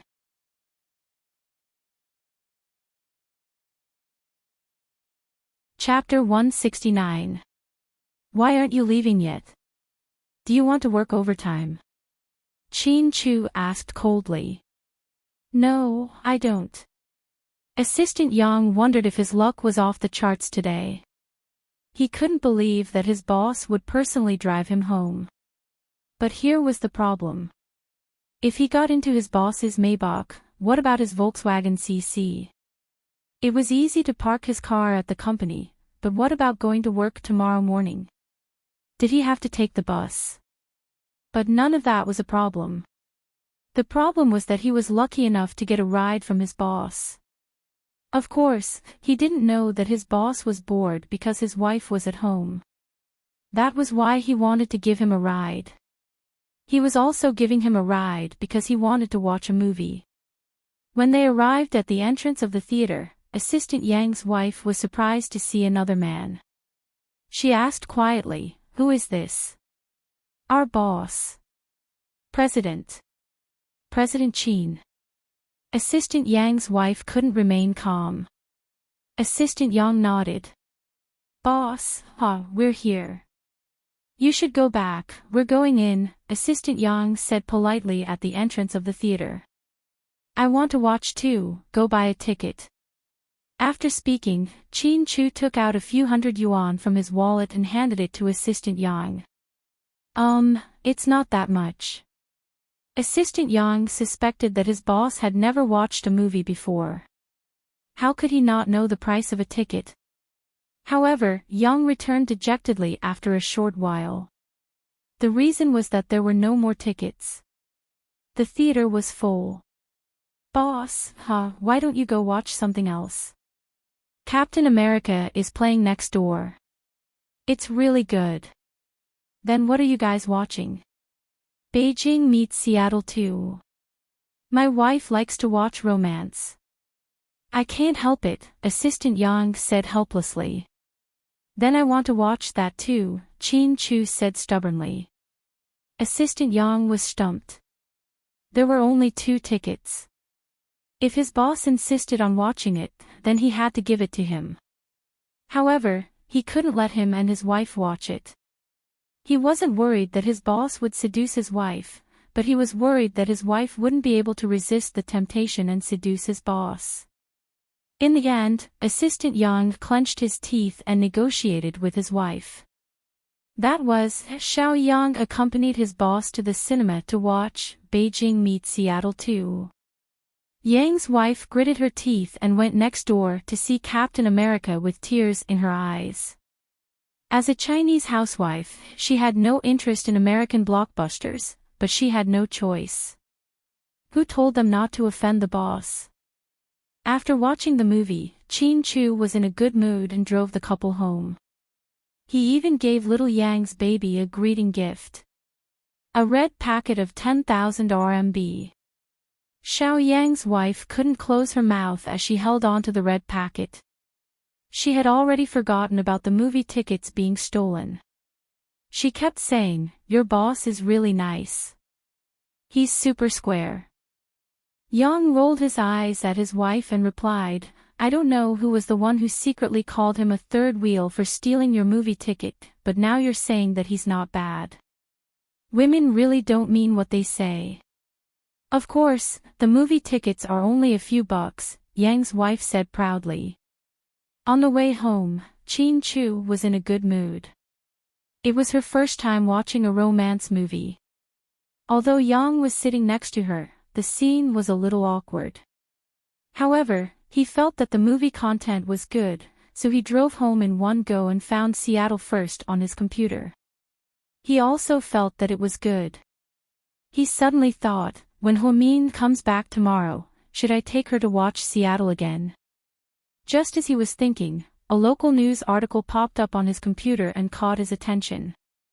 The patient had no choice but to take the hospital to court. The patient's family members were agitated and made a scene at the first hospital today. All the hospital's security guards were mobilized and the hospital was left empty. It caused chaos for a while, and people seeking medical treatment were greatly affected. The nurse in question did not show up, and President Wu Zhongxing did not give any response. According to our observations, this is the first time in the first hospital that a scandal has broken out in the past 15 years. Everyone in society is paying attention to this matter. We will continue to follow up and report, so please continue to stay tuned. After turning off the computer, Qin Chu frowned slightly. This time, Hwamin was in a bit of trouble. Once the news was exposed, most situations would be difficult to control and the consequences would be unpredictable. He picked up his phone and immediately dialed a number. Suppress this incident at the first hospital within half an hour. Don't let any media report it. At this time, Hwamin was still asleep and had no idea that the outside world was in chaos.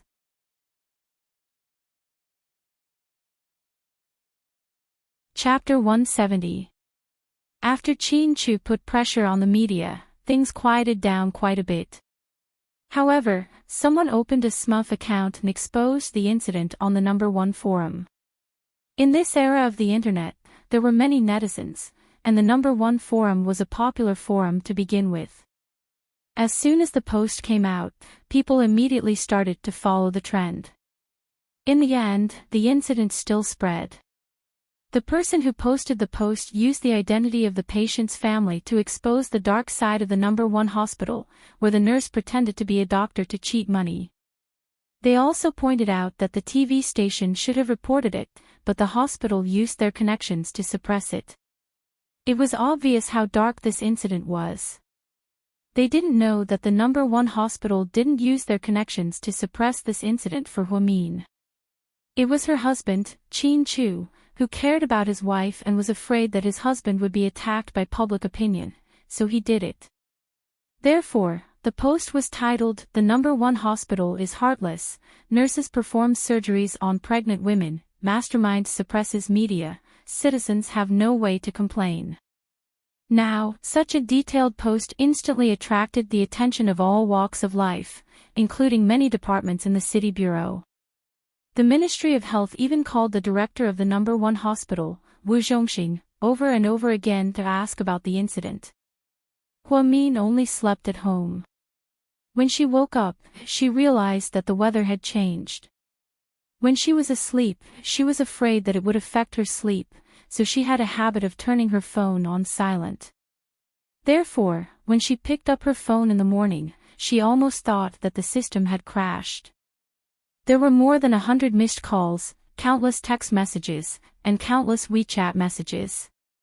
"Mian, something big happened, where are you? Why can't I get through to you?" This was from Huang Yu. "Hwamin, call me back, it's urgent." This was from the head nurse. "Girl, did you see the news?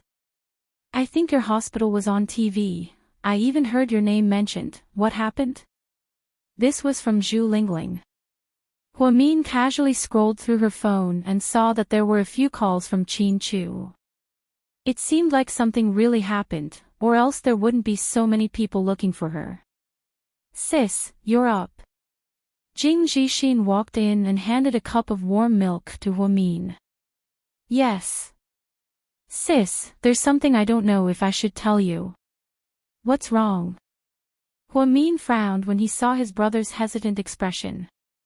Jing Zhixin thought for a moment, then handed his phone over to Hwamin and showed him his WeChat moments. It turned out that news spread very quickly these days. That post had spread all over the local circle of friends. There were even people who threatened to hunt down the nurse named Hwamin. A few of Jing Jixin's friends knew that Huamin was Jing Jixin's sister, so they sent him the link early in the morning. After seeing it, he was in a bad mood. He was afraid that his sister would be sad, but he was also afraid that his sister would get hurt. However, he knew that this matter could not be concealed. His sister would find out sooner or later. After calmly reading the message, Huamin returned the phone to his brother. "Sis, what's going on? I don't believe that you would do something like that. Someone must be trying to frame you, right?" To be honest, Huamin wasn't surprised at all when he found out about this. After all, the pregnant woman's husband had already made it clear that he would fight Huamin to the death. Therefore, it wasn't strange that it was exposed. However, she was curious as to why the media didn't report such a big incident. Instead, it spread through WeChat moments. "Don't worry, it'll be fine. I'll take care of it." Huamin got up and washed up as usual. Then, he said goodbye to his mother and brother and left the house. When Huamin arrived at the first hospital, he saw from afar that the entrance was filled with people blocking the way. They were holding huge banners, saying things like, "Black-hearted hospital, black-hearted nurse, give me back my health, give me back my justice." Just as Huamin was about to walk over, someone suddenly pulled Huamin to the side. Huamin turned around in horror.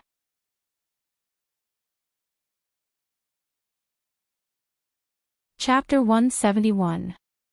"Mian, why are you here too?" "I was just about to go look for you," Huang Yu said mysteriously. "How could I not come when something this big happened?" "Looks like you already know." Huamin nodded. "Then what should we do now?" "I'm a little scared. I didn't think that things would get so out of hand. My friends are all asking me about it. Even though they didn't mention my name, I'm still worried." Huang Yu was still young, so she started to panic when something happened. "Don't worry, I'll take care of it. I'm going to go look for the head nurse right now. Then I'll go with you. Let's go through the back door, not the front door." "Okay." After speaking, Huamin and Huang Yu were about to go around the back door. Suddenly, someone shouted, "Look, the nurse is over there." Suddenly, a large group of people surrounded them.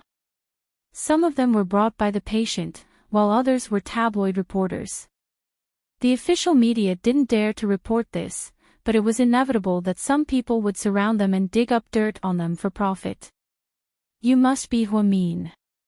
As the person involved in this incident, what do you have to say?" "They're twisting the truth. The truth isn't like that. There's nothing wrong with the patient.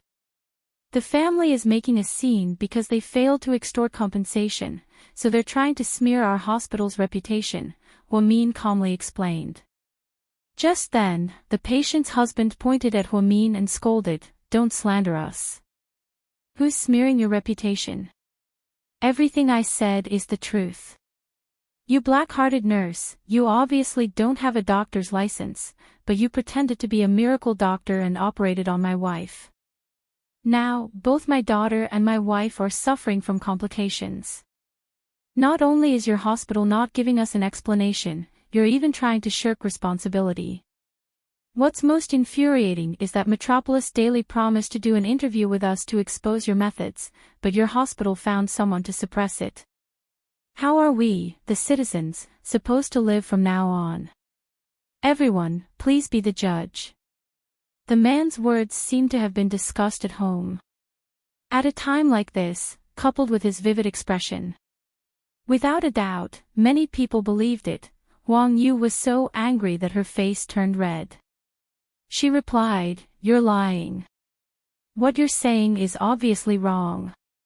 You tried to extort millions from our director before, but he refused, so you slandered him. You'll get retribution for doing this." "Then, Miss Huamin, may I ask, are you a nurse in this hospital?" A young reporter took the opportunity to ask. "I am." "You're a nurse in the OB/GYN department, right?" Yes. Huamin nodded. Were you the one who performed the surgery on the pregnant woman? There wasn't any doctor present, was there? Huamin hesitated for a moment. She knew that this was a crucial question. Once she answered, it would be tantamount to admitting everything. When the time came, it would directly trigger the explosive point. But if he said otherwise, he would be lying. Huang Yu nervously pinched Huamin, as if to tell her not to admit it. After all, there were too many people here, and there would be trouble in the future. But Huamin still felt that he didn't want to lie. That's right, that's right. After Huamin admitted it personally, the crowd went wild. Everyone was blaming her and yelling, "You're a black-hearted nurse. How could you experiment on a pregnant woman and a child? Aren't you afraid of retribution?" Huang Yu was so anxious that she was about to cry. She loudly explained, "My senior sister was trying to save someone. Listen to me, the situation that night was very urgent." However, Huang Yu's voice was very soft and was covered by everyone's voices. No one listened to her explanation. Everyone, look, this woman admitted it. "You evil woman, you killed my wife. I'm going to kill you today." After speaking, the man suddenly rushed forward and pounced on Huamin. Huamin dodged back, causing the man to miss. Huamin grabbed Huang Yu's shoulder and said, "Hurry up and leave, I'll think of a way to escape." After she finished speaking, she pushed Huang Yu out of the encirclement. At this time, the pregnant woman's husband squeezed in again. While Huamin wasn't paying attention, he viciously pushed her to the ground.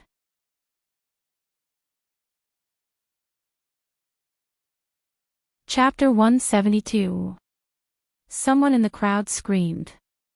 Huamin felt like she had hit something on her head and it hurt a little. The hospital's security guards rushed out and started fighting with the patient's family members. The patient's family members seemed to be very agitated and wanted to hit Huamin. The sudden riot caused the scene to lose order. As a medical staff member, Huamin knew how to protect herself. She curled herself up in a corner and avoided all the important parts of her body. This chaotic scene lasted for about 3 minutes until the police car's siren sounded. The crowd gradually dispersed.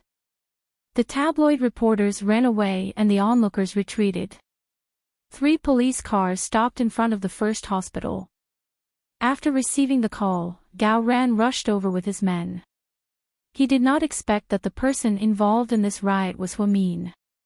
Gao Ran reached out and wanted to help Huamin, however, Huamin did not reach out and stood up on her own. "Are you okay?" "I'm fine, thank you." Gao Ran was still worried, so he asked 2 female police officers to escort Huamin to the hospital's emergency room. After doing a detailed examination and confirming that Huamin only had a bump on her head and nothing else, he was relieved. In the end, Gao Ran brought the patient's family members and Huamin back to the Municipal Public Security Bureau. Not long after, the video of the scene in front of the hospital spread. It was in high definition. The post went crazy on WeChat moments. The title was "Black-Hearted Nurse Admits She Did It." Black-Hearted Hospital doesn't want to take responsibility, so they let security guards hit her. It was obvious that the post was on the patient's side this time. It criticized the hospital and Huamin's personal behavior. Inside a high-end clubhouse, a group of rich people were playing golf. As they took a break, they took out their phones to check their WeChat moments and discussed the incident enthusiastically. "This nurse is quite interesting. She admitted it on the spot. It would be strange if she didn't get beaten up by the patient's family members. Yeah, I think this nurse is an idiot too. She's stupid. If it were me, I wouldn't admit it even if I was beaten to death. Young Master Su, what do you think?" A few rich second-generation heirs looked respectfully at the young man who was wearing a white luxurious sportswear. He was drinking Evian's mineral water gracefully, and behind him were 2 tall beauties massaging his back. He wore a limited edition Cartier ring on the middle finger of his right hand. His eyes were not big, but they were narrow and sharp. He didn't have the domineering aura of a king like Chin Chu. Instead, he had a kind of feminine and enchanting beauty. In short, he wasn't very handsome at first glance, but the second and third glance would gradually captivate people's souls. There was a saying in the aristocratic circle that no matter how beautiful a woman was, she couldn't resist young Master Su's affectionate gaze. It was said that when he looked at people seriously, his gaze was extremely seductive. It was like a trap that made people unable to extricate themselves from. He was the most distinguished of the four princes. Even Hua Xiqian had to treat him with respect. Su Yu. Hearing someone ask him, Su Yu put down the mineral water, opened the link on his WeChat moments, and glanced at the video. He only said, "It's obvious that the family members are causing trouble, and that nurse should be more wronged than Do Yi, huh? No way. Isn't that nurse very bad? She's a black-hearted woman who privately operated on a pregnant woman." A few rich second-generation heirs didn't understand young Master Su's point of view. Su Yu only sneered. A lot of things aren't what they seem on the surface. In the future, use your brain more when you analyze things. After speaking, Su Yu got up and walked towards the golf course. When Chin Chu received Gao Ran's call, he was in a video conference with the heads of his 7 subsidiaries. When he saw Gao Ran's call, he subconsciously pressed it. Gao Ran sent him another message. He lowered his head to read it, and his expression immediately changed. "Chu, your wife got into a dispute with someone and is at our police station. Do you want to come and bail her out?"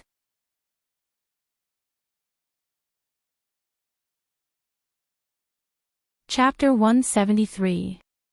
After seeing Gao Ran's message, Chin Chu couldn't stay calm anymore. He raised his hand and made a stop sign, interrupting the video conference that was in progress. On the other end of the video, all the presidents of the subsidiary companies didn't dare to make a sound. Assistant Yang sensibly turned off the video so that the president could make the call. Chin Chu immediately called Gao Ran back. "What's going on?" he asked coldly. "There was a riot at the entrance of the first hospital.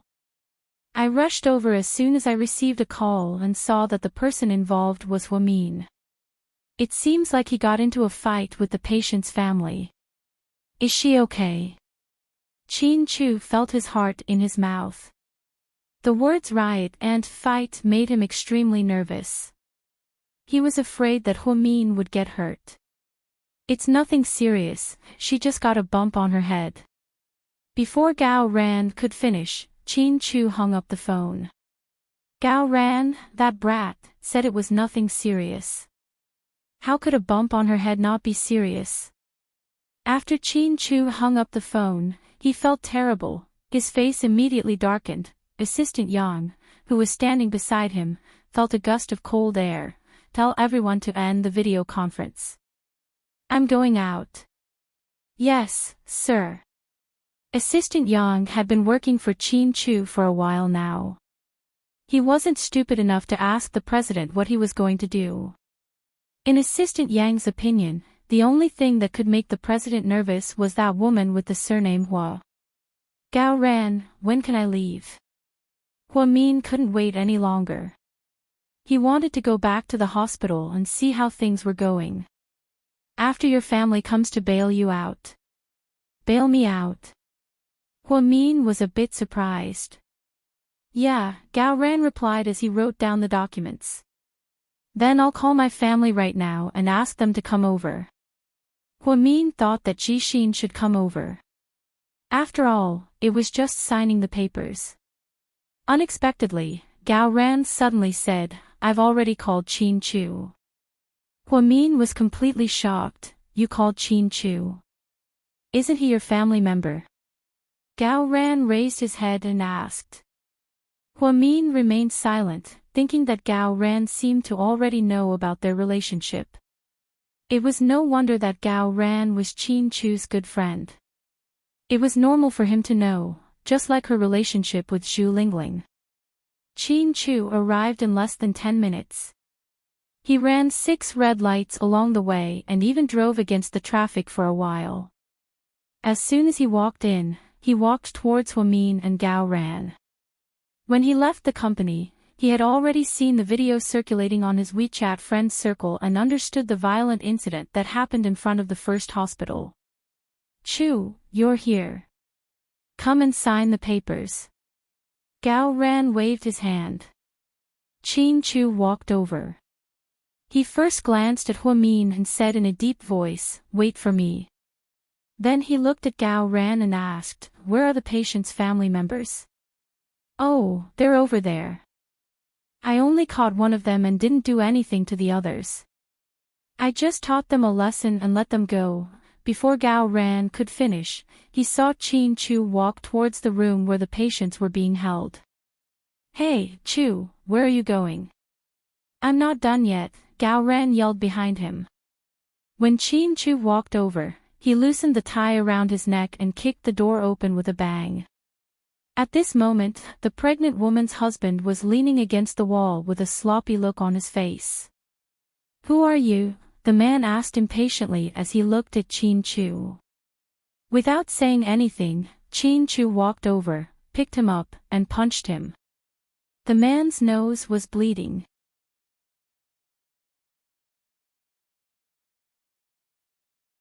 Chapter 174. Who are you? What right do you have to hit me? The man yelled. Qin Chu didn't care and kept punching the guy, giving him a good beating. Gao Ran and Huamin rushed over when they heard the squeal. Gao Ran pulled Qin Chu away. It was Huamin's first time seeing Qin Chu so fierce. He beat the guy up so badly that he couldn't even defend himself. Moreover, the man didn't even have the strength to fight back. As an aristocrat, Qin Chu had been practicing martial arts since he was young. He knew all kinds of fighting styles, such as Taekwondo, Muay Thai, Wing Chun, Sanda, and grappling. With Qin Chu's talent, it could be said that his skills were comparable to that of a martial arts master. It was not something that the guy could handle. After the guy was beaten up, he lay on the ground and couldn't get up. His head looked like a pig's head. Gao Ran was dumbfounded. He had known Qin Chu for many years, but he had never seen him so angry. It seemed that the guy was looking for trouble this time. Touching Huamin was more unacceptable than hitting Qin Chu himself.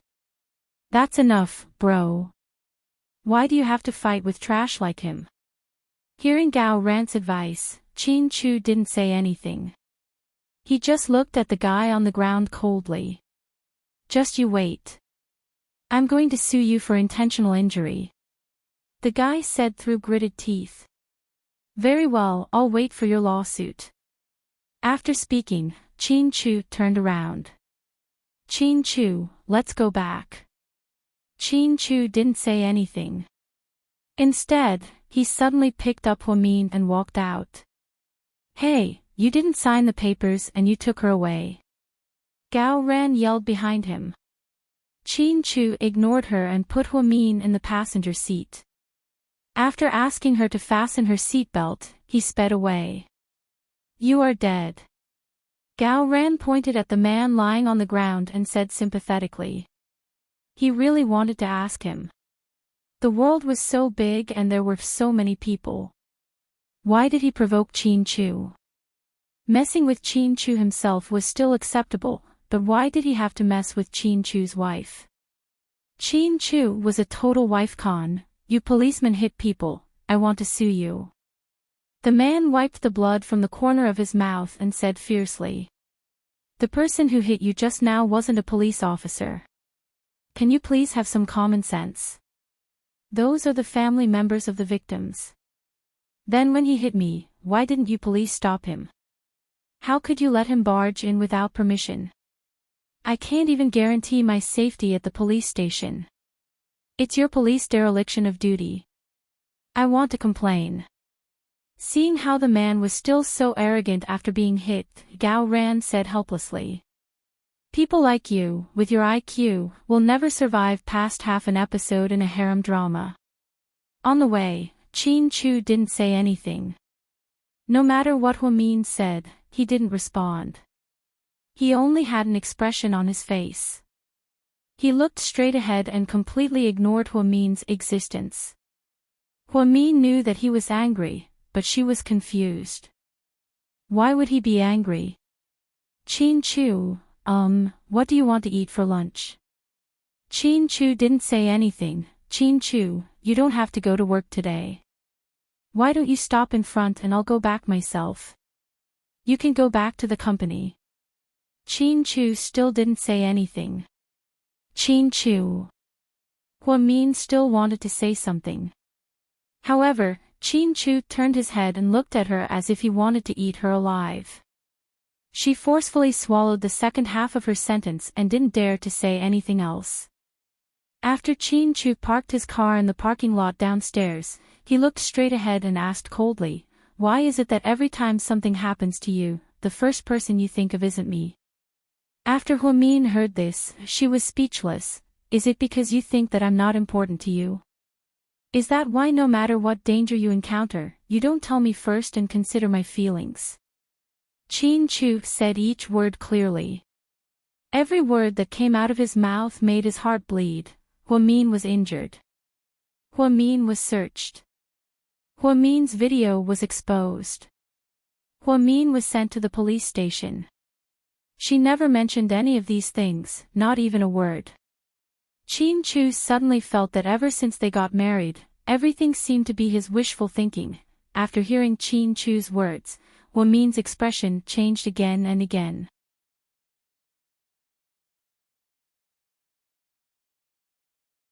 Chapter 175. Chin-Chu, it's not like that.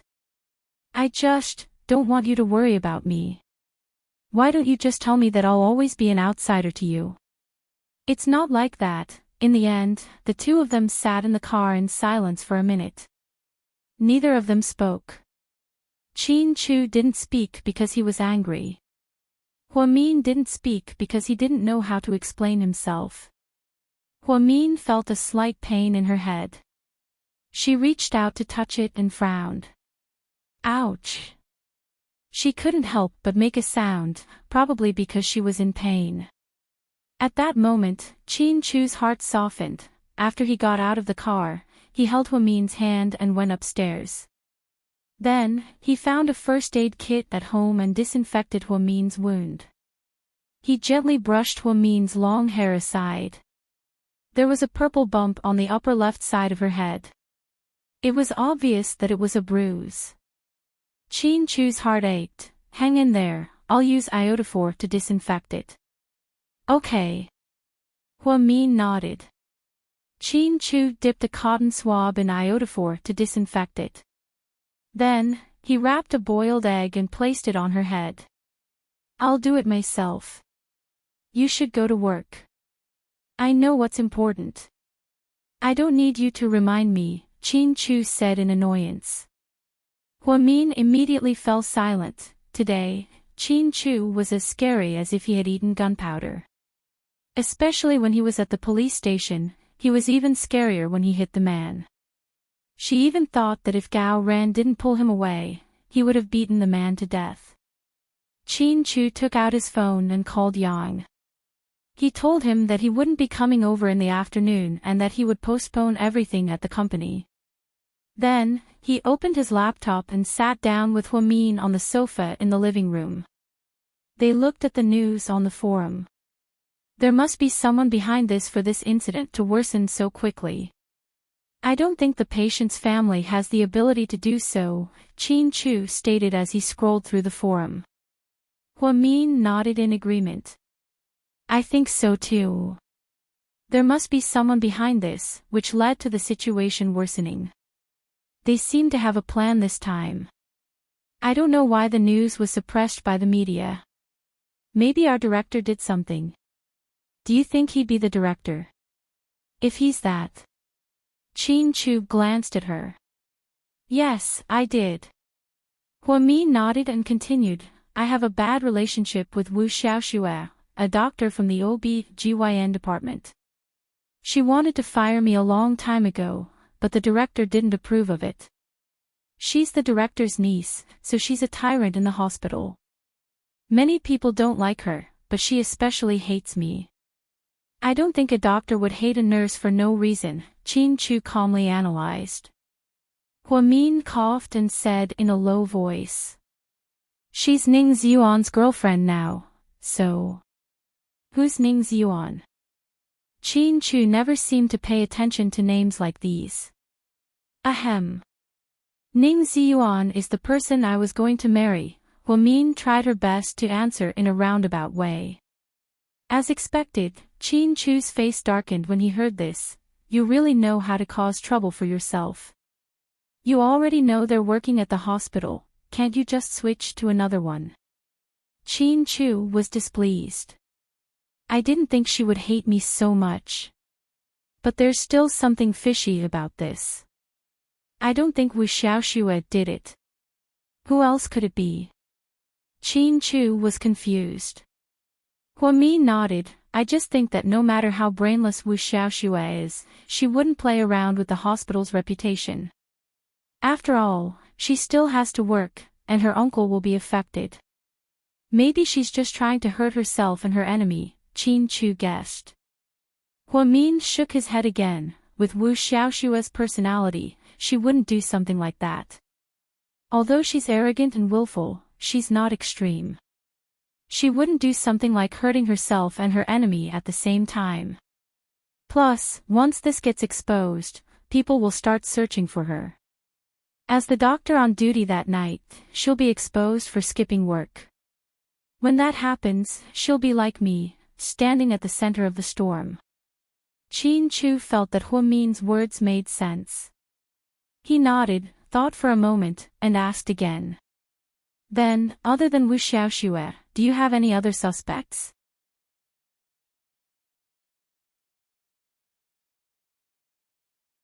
Chapter 176. Yes, there is one, but it's just a guess. Do you want me to help you solve it? Hua-min shook her head. Let me solve the war between women. After all, I can't be a silly wife who hides behind her husband. Hua-min's unintentional words made Chin-Chu happy. You still know that I'm your husband. Although he looked cold, he was secretly happy. Ugh, my head still hurts. Hua-min was speechless and pretended to be in pain again. Have you done a checkup? Will it hurt inside? Chin-Chu was worried. Yes, it's fine. It's just a superficial wound. Then lie down for a while. I'll deal with some documents. After helping Hua-min lie down on the sofa, Chin-Chu opened his laptop and started working. He was going to take her out for dinner later. On the other hand, after the video was exposed, it did have a big impact on the hospital. When Wu Xiaoxue got off work, several raw eggs were thrown at her BMW. She was so angry that she wanted to curse. Those idiots. What does it have to do with me? It's Hua-min's fault. Why are they blaming me? Maybe they found out that you were the doctor on duty last time. Ning Ziyuan said. No, I have to think of a way. I can't let them target me. After that, Ning Ziyuan and Wu Xiaoxue got off work together. At night, Wu Xiaoxue recorded a video and posted it on the forum. She tearfully told how she had no choice. She didn't mean to skip work. It was because she was pregnant that she didn't dare to stay up late. She was afraid that it would be unhealthy for the baby. In short, Wu Xiaoxue only had one purpose in posting the video, which was to clear her name. Soon, Wu Xiaoxue spent money to hire a lot of internet water army to defend herself. They said that pregnant women were the most important, that pregnant women had the hardest time, and so on. Then, everyone turned their attention back to Hua-min. Inside a private room in a nightclub, Su Yu and a few rich kids were drinking and singing karaoke. During the banquet, someone once again invited them to talk about this matter in high spirits. After watching Wu Xiaoshua's video, Siyu only said one sentence. Women sure know how to whitewash themselves. Hey, do you think the effect would be better if the nurse involved in the case also came out to clear her name? Would she also say that she was pregnant? Every excuse is the same. Someone has to believe it. I don't know if the hospital will push this nurse out to plead guilty in the end, but I heard that the hospital has tried their best to suppress this matter, another rich young master said. The hospital doesn't have the ability to suppress the media, young Master Su said slowly as he swirled the wine glass in his hand. Young Master Su, you're saying, there's someone behind the scenes helping the nurse, or rather, helping the hospital? Siyu only twitched the corner of his mouth and didn't say anything else. At this time, a pure and sweet-looking girl leaned over and intimately nestled her head on Su Yu's shoulder. I remember telling you not to wear perfume when you see me. Su Yu furrowed his brows and looked at the girl with disgust. Young Master Su, I'm sorry. I attended the press conference for my new film today, so I don't want to hear excuses, fuck off. Su Yu waved his hand and shoved the girl away, causing her to fall to the ground. TSK, you really don't know how to be gentle with girls, a man on the side laughed. Gentle with girls. That's not my style. Su Yu smiled evilly and stepped on the girl's fingers as he walked away. The girl's face turned pale from the pain, but she didn't dare to make a sound. She knew that offending her sugar daddy wouldn't end well. Young Master Su's violent tendencies were well known in the industry. Oh, it looks like young Master Su is going to change his prey again, a few rich kids on the side jeered. Su Yu held his wine glass and looked at the night sky outside the window. His eyes were deep and unfathomable. After Qin Chu finished his work, he took Huamin out for dinner. When he went to the bathroom, he called President Wu. Huamin didn't know what they talked about, but when Qin Chu came back, he said, "Don't worry about the hospital, I've already made it clear that I'll negotiate with the patient's family directly." Are you going to compensate them? Huamin was a little worried.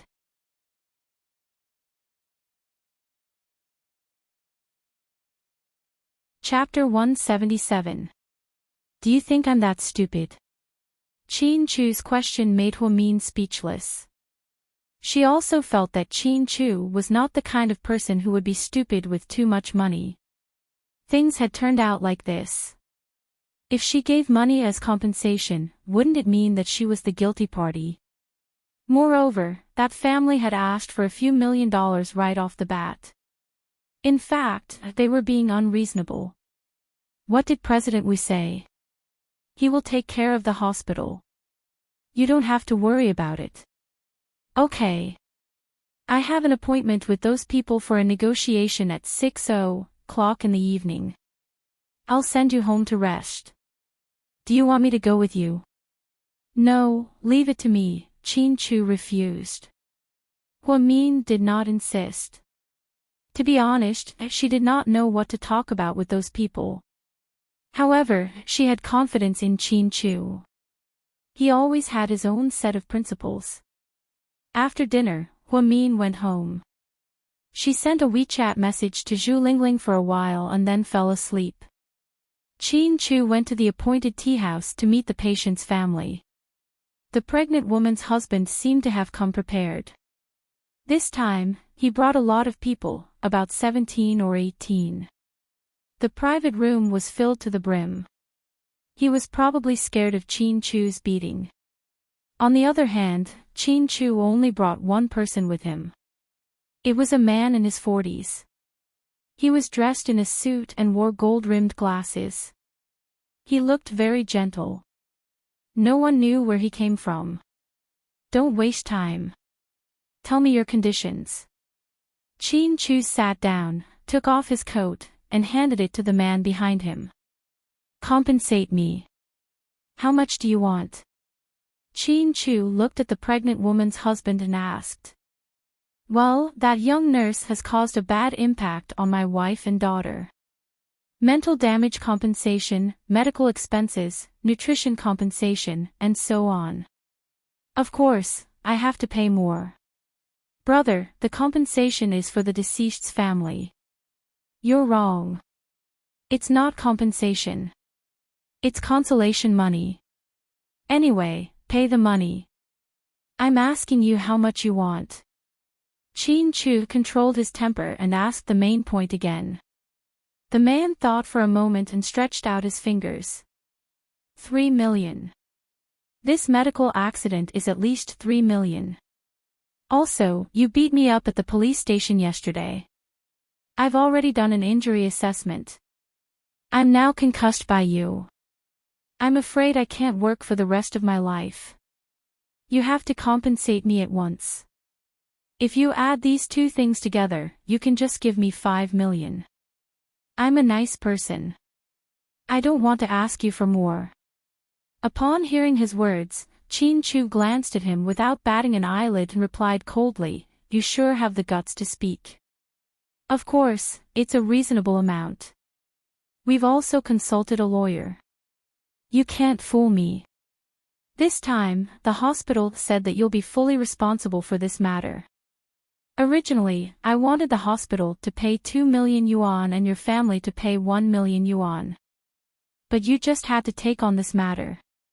Okay, it's only 5 million. I agree. Chin Chu nodded. The man was overjoyed. After being beaten up by Chin Chu yesterday, he was a little afraid of him. He thought that the negotiation would not go well today. He thought that if he could not ask for a sky-high price, he would slowly reduce it.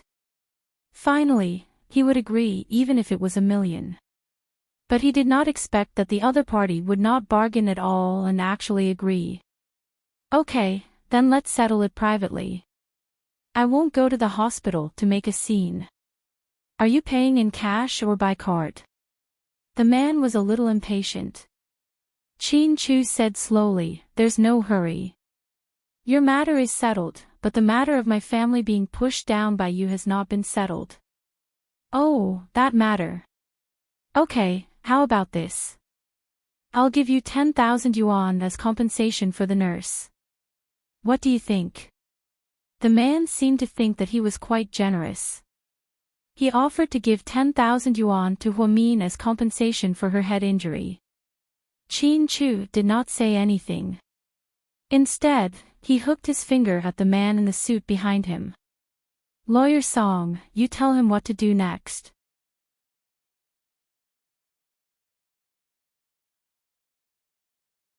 Chapter 178. Okay, sir. The man behind him nodded and took out a thick stack of documents from his folder and placed it on the table. Ms. Huamin is the family member of my client. You pushed her down in front of the hospital and caused her head injury. That's just a minor injury, don't try to extort money from me. She went to the hospital for a checkup and was completely fine. Even the police know this, the man anxiously explained. Mr. Song continued, let me finish first. The police didn't pursue the matter, but my client purchased a major life insurance policy for Ms. Huamin a month ago.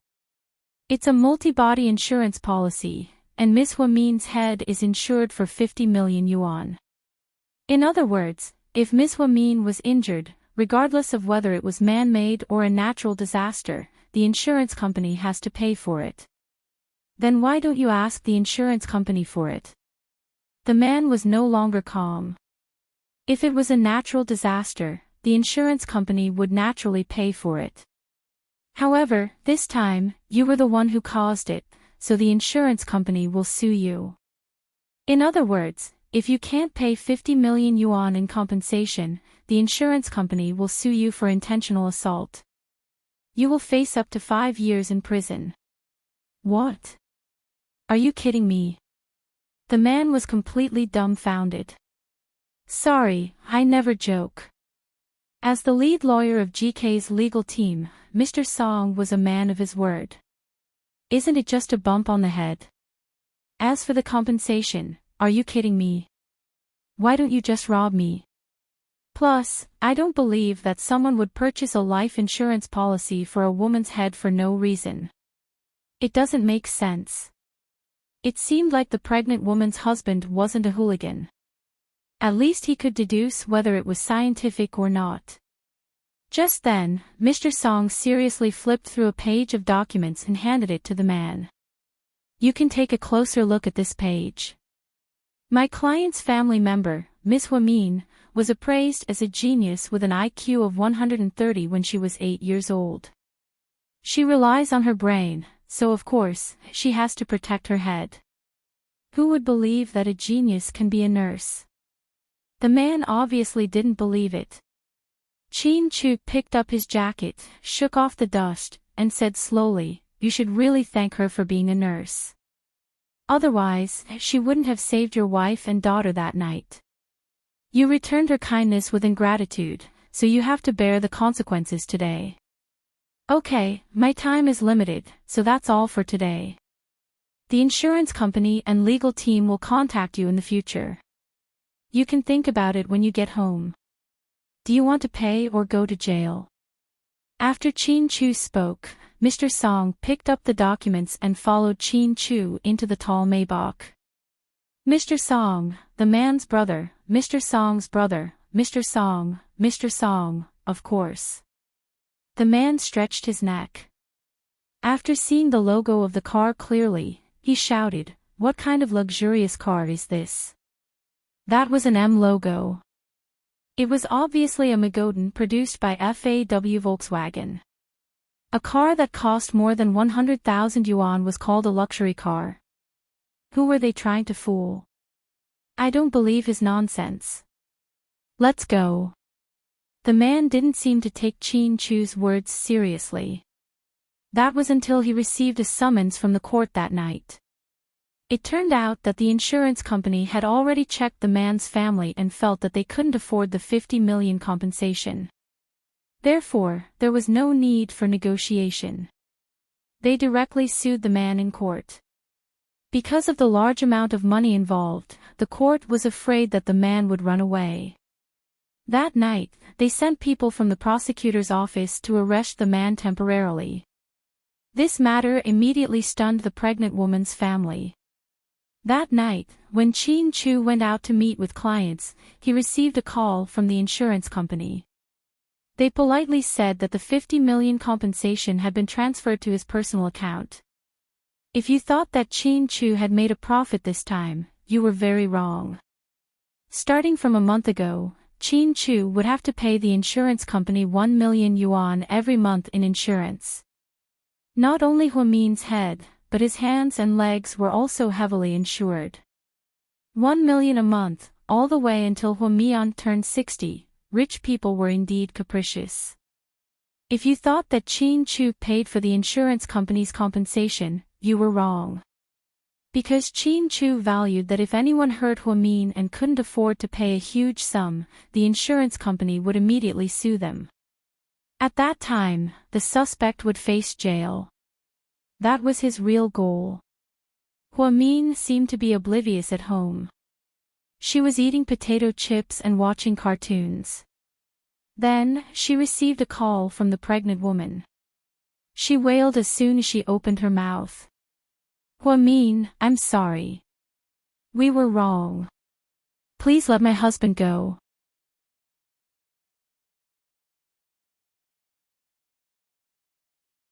Chapter 179. Huamin knew that Chin Chu had gone out to negotiate with the patient's family because of her, but she did not expect things to progress so quickly. Before Chin Chu returned home, the pregnant woman's begging call came in. Hearing Huamin's silence, the pregnant woman cried again and said, "It's all our fault. We were too greedy and thought that we could use this opportunity to get a sum of money from the hospital. In the end, we were blinded by profit, but we really know that we were wrong. Please give us a chance. My 2 children can't live without a father. I'm really afraid of losing him. If he really goes to jail, then everything will be ruined." Hearing the word jail, Huamin's heart was a little moved. She did not know what method Qin Chu had used. However, it was definitely very decisive. Otherwise, the pregnant woman would not have cried like this. Let me think about this. Huamin was physically and mentally exhausted. She had been entangled in this matter for the past few days and was extremely irritated. She did not want to make any promises to the pregnant woman because she did not know how far Qin Chu had gone. She simply hung up the phone first. Then, the pregnant woman sent a lot of text messages. Most of them were words of praise and begging. Huamin actually did not sympathize with the pregnant woman at this moment. She only felt that if she had known this would happen, she would not have done it in the first place. If Qin Chu did not have the ability to deal with the aftermath for her, would they be so kind as to let her go? If she let them go, then who would clear her innocence? Moreover, this matter involved so many people. When Qin Chu came back, Huamin had already prepared dinner. It was a combination of meat and vegetables, and it looked, smelled, and tasted good. As long as Huamin cooked, Qin Chu's appetite would be very good. He would eat 2 bowls of rice in one go. During dinner, Huamin ate slowly while secretly glancing at Qin Chu. Do you have something to say to me? Qin Chu asked. Ahem. You eat quite a lot, but you don't seem to be fat at all. Do you have any secret to maintaining your figure? Qin Chu looked at Huamin helplessly and said, I'll give you one more chance. If you don't get to the point, I'm going to have a video conference in the study. Because he was busy with Huamin's matter, the month-end summary meeting of the 7 branch companies was postponed. There was a lot of work waiting for him to deal with, so he didn't have time to discuss with Huamin how to maintain his figure. Seeing that Qin Chu was so direct, Huamin did not intend to beat around the bush. How did you deal with that family? His wife called me today and begged me. They reaped what they sowed, Qin Chu said coldly. I think so too. I heard that the man was going to jail. He did push me down that day, but the police took me to the hospital for an evaluation. Gao Ran knows that I'm fine. So, why is the man going to jail? Extortion. Huamin thought that Qin Chu's legal team was so powerful, so he was probably using this as an excuse. Extortion is not enough. Even if he was sentenced, it would only be 2 to 3 years. It's not interesting. Then he is. Huamin wanted to say something, but he stopped. This matter is already over. You don't have to ask. Anyways. If you have any problems in the future, you must tell me. Qin Chu did not seem to want to say too much to Huamin, nor did he want to tell Huamin about the 10 million yuan insurance policy. He just quietly did everything for her. Seeing that Qin Chu did not want to say anything, Huamin did not dare to ask anymore. Qin Chu always had his reasons for doing things. Before the video conference began, Qin Chu made a phone call. An hour later, all the major media outlets revealed the truth. They publicly criticized the pregnant woman and her husband for being crazy. At the same time, they described Huamin as a high and mighty figure. Although he was not a doctor, he had a high level of professionalism. Huamin went from a criminal to a celebrity overnight. In front of the TV, the pregnant woman cried and confessed, "Our whole family has wronged Huamin. We repay kindness with ingratitude. This is our retribution. We only hope that Huamin can forgive us and give us a chance to turn over a new leaf." Huamin only took a hot bath. When she came out, her phone was about to explode with calls. She read the head nurse's message first. Huamin, watch the evening news.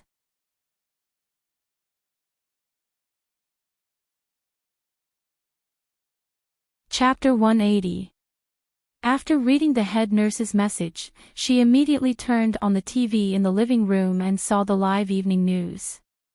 The pregnant woman was interviewed and apologized to Huamin in front of everyone on TV. She revealed the truth of what happened that night and even showed the test results to prove that she didn't suffer from any sequelae.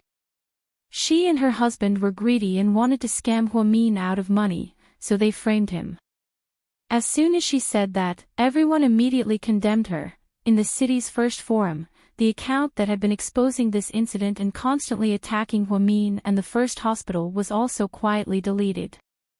Many reporters somehow got Huamin's phone number and kept calling Huamin until his phone almost exploded.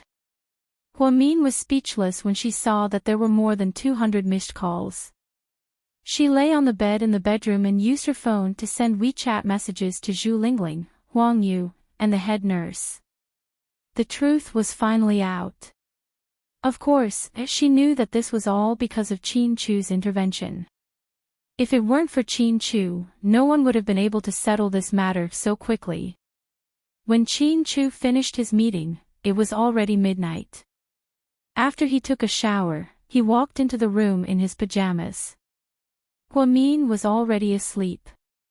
He gently climbed onto the bed and pulled the blanket over her before lying down beside her.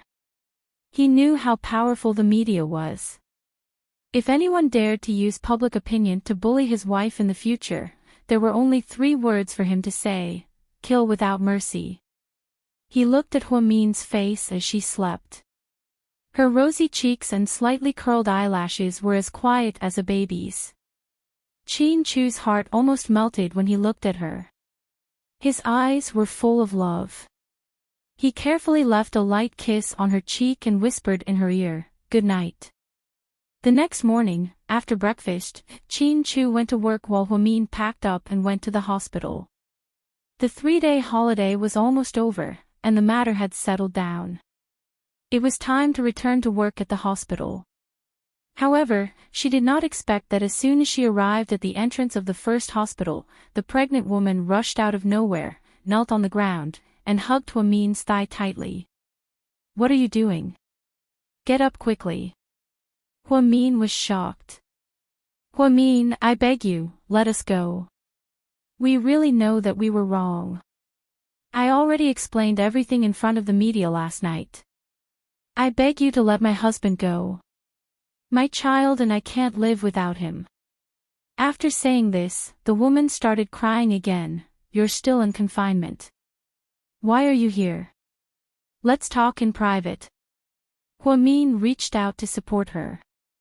Unexpectedly, the woman refused to get up and said to the media not far away, "If you don't promise me, I will kneel here today and not get up."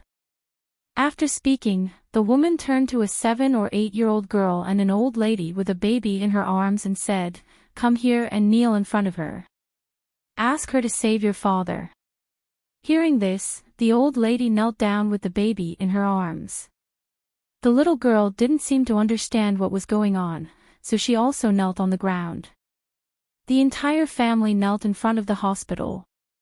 Huamin did not expect her to do this. "Get up, I forgive you. As for your husband, I will find a way to get him out." In front of the media, Huamin had no choice but to relent.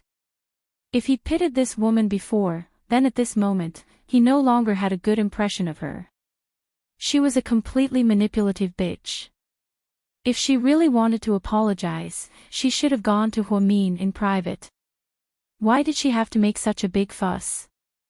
Who was she trying to show it to? At this point, she still had to use public pressure to force Huamin. Huamin was speechless, really. "Thank you, Huamin. You're such a good person. But you have to tell me, who's behind all of this?" Huamin asked calmly. The woman was slightly stunned.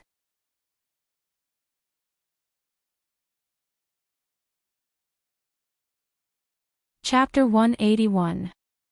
Is this really? Before the woman could finish her explanation, Huamin interrupted impatiently, "Don't play games with me. Let's make a deal. Tell me who she is and I'll find a way to get your husband to come out. Then, we'll call it even." Seeing that Huamin was determined, the woman stood up and whispered something into Huamin's ear. Huamin nodded. Then, he turned to the media and said, "Friends from the media, thank you for following this incident. Actually, the cause of this incident was very simple. I just wanted to save someone, but things have turned out this way. During this period of time, I have caused a negative impact on the hospital, so I would like to apologize to President Wu. If he didn't always believe in me and support me, I wouldn't be where I am today. At the same time, I would like to thank my family for supporting me when I was at my most helpless. They helped me uncover the truth and cleared my name. Anyway, please don't report on this incident in the future. Thank you. After that, Huamin turned around and walked into the hospital. The incident had officially come to an end. Huamin's words at the entrance of the hospital were broadcasted on all the major media platforms. Qin Chu was looking through financial documents in his office. When he heard Huamin's voice, he slowly raised his head and stared at the TV. Since Yang had met Huamin before, he vaguely guessed that the nurse involved in this incident was his boss's sweetheart. So, when the live broadcast started, he turned on the TV like a lackey. Sure enough, he attracted the attention of his boss. When he saw Huamin thanking his family, Qin Chu's eyes softened. Was she finally willing to admit his existence? Boss, my sister-in-law is getting married the day after tomorrow. Can I take the morning off? I'll come back after lunch. Yang immediately made a request while his boss was in a good mood. I'll give you a day off. Go ahead. Thank you, boss. Yang was instantly overjoyed. It was a good idea to make a request when his boss was in a good mood. Inside the dean's office, Wu Xiaoxue said angrily, "Uncle, this incident has caused a negative impact on the hospital. You must fire Huamin. Otherwise, it's hard to guarantee that such a thing won't happen again. I know what I'm doing. You don't have to repeat yourself." Uncle, I really don't understand. Huamin is just a nurse. Why are you so protective of her? Did she give you a gift? Wu Xiaoxue was angry, so she spoke without thinking. President Wu's face darkened. Xiaoxue, don't mess around. This is not your home. This is the hospital. I am President Wu, not your uncle. I'm not convinced. I want you to fire Huamin. Huamin definitely won't be able to open it. If there's nothing else, you can leave. He waved his hand and dismissed Wu Xiaoxue. Wu Xiaoxue was so angry that she turned around and left.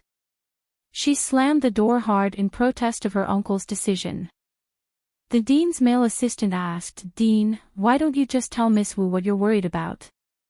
The power of the person behind Huamin. Telling her would only cause more trouble. It's better not to. President Wu had protected Huamin time and time again because he admired her talent. But in the end, he was still worried about Qin Chu's existence. His idiot niece kept clamoring for Huamin to be fired. If he really did that, then he would be an idiot. When Huamin returned to the hospital, everything was calm and peaceful. The OB/GYN department was back to its usual busy state. After work, she did not go straight home. Instead, she went to an address given to her by a pregnant woman. Sure enough, she saw the woman's back from afar. She was wearing revealing clothes and her butt swayed as she walked. She quietly followed behind her until she reached the corridor. She quickly walked up and blocked her way. "Hi, He-Man, long time no see." Huamin smiled. "Huamin, why are you here?" Huamin's eyes were filled with fear.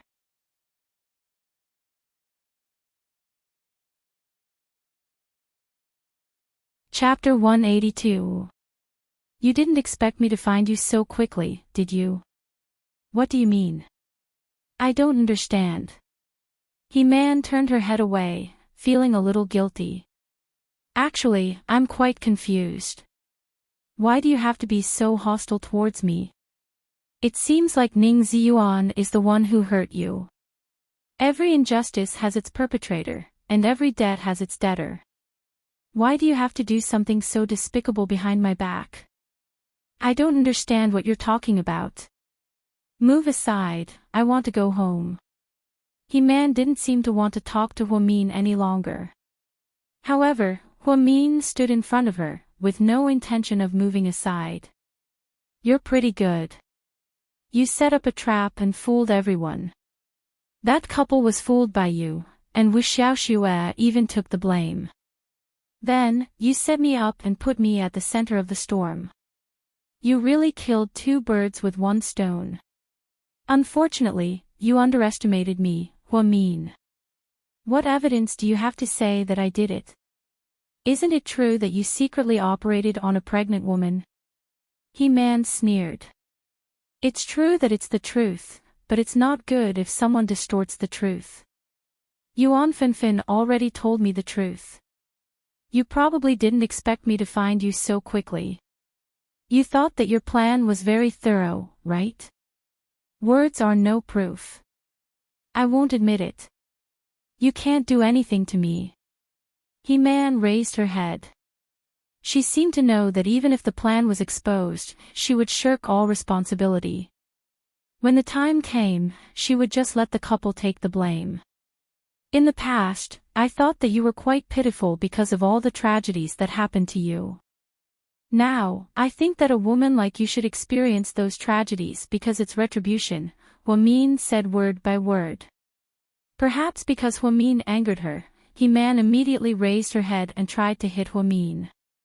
However, Hua-Min blocked her with one hand and pinned her against the wall with the other hand, choking her with the other.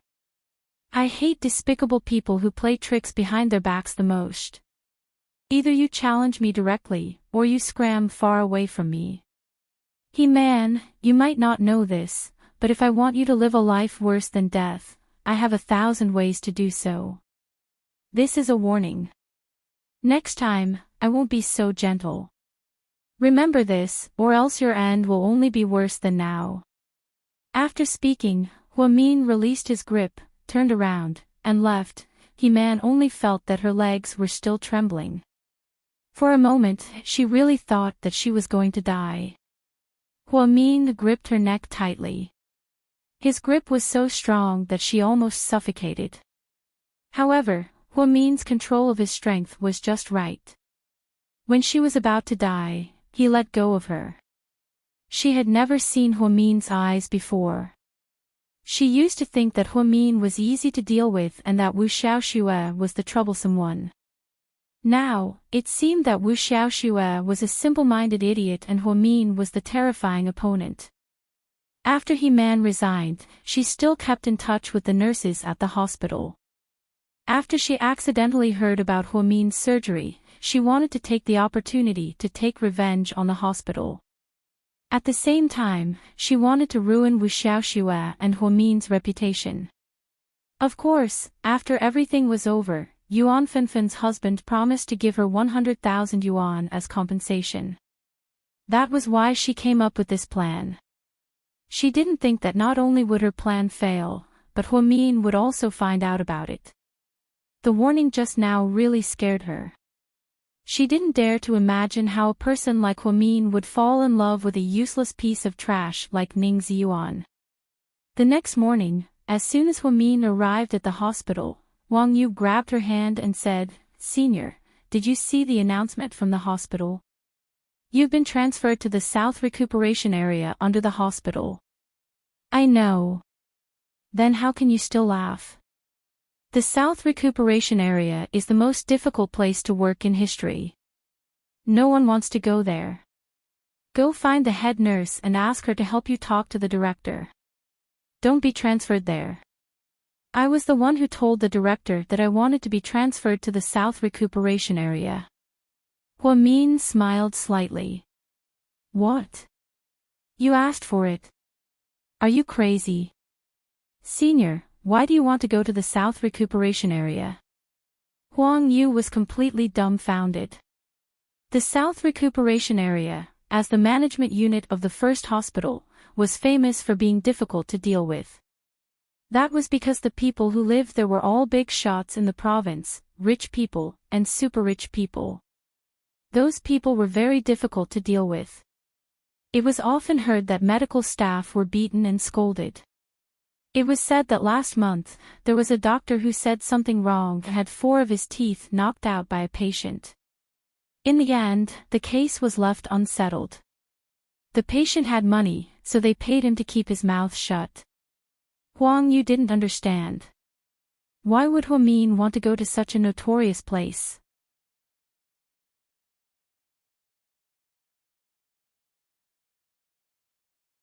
Chapter 183.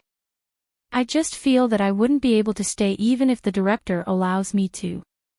But I don't want to transfer to another hospital either. After all, a good leader like President Wu is rare, and the South is under the director's management. I just mentioned it to him, and he was against it at first. He was worried that I wouldn't be able to handle the work pressure there, but he agreed in the end because I insisted. But you don't have to torture yourself like this. Senior, if you don't want to stay in this hospital, you can apply to transfer to the Western Infertility area. I heard that there's a shortage of manpower there, Huang Yu suggested.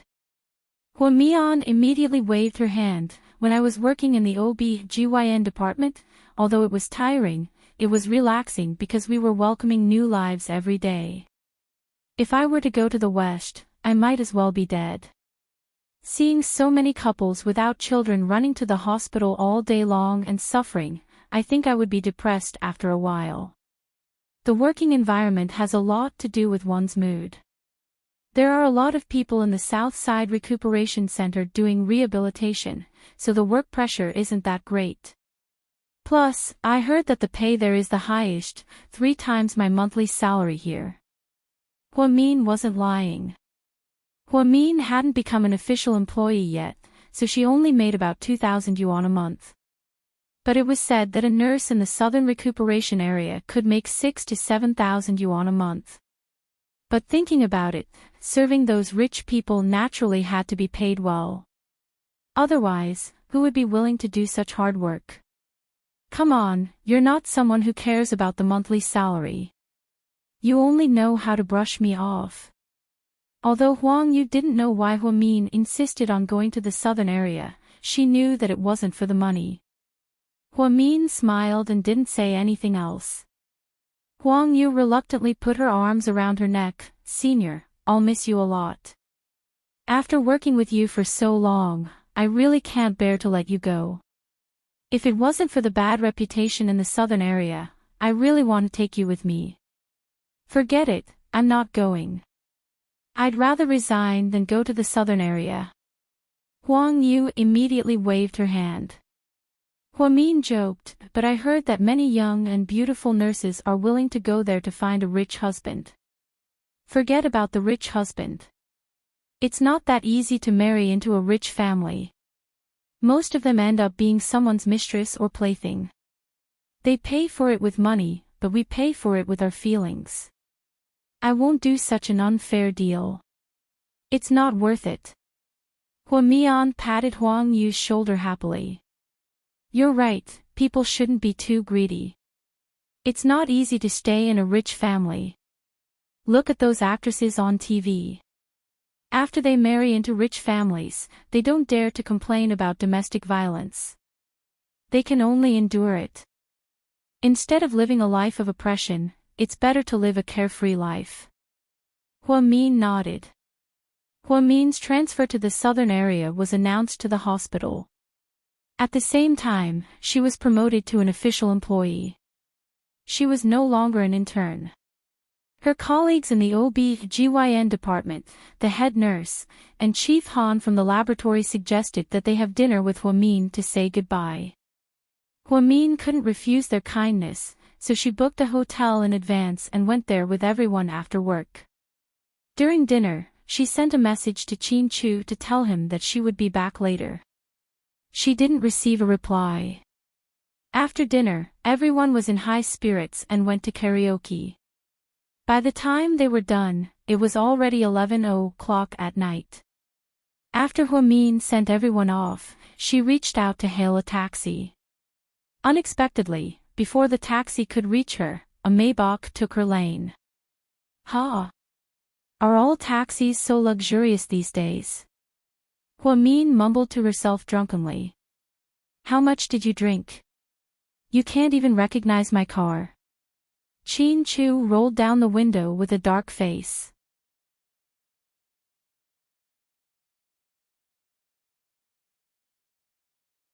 Chapter 184. When Chin Chu got out of the car, Huamin recognized him and giggled. Hey, it's you. Why are you here? Chin Chu's face darkened and he didn't say anything. He picked up Huamin and put him in the passenger seat. Then, he put on the seatbelt and drove away. When Chin Chu came back from work, it was almost 10 o'clock. He even went to the Chin family's mansion today.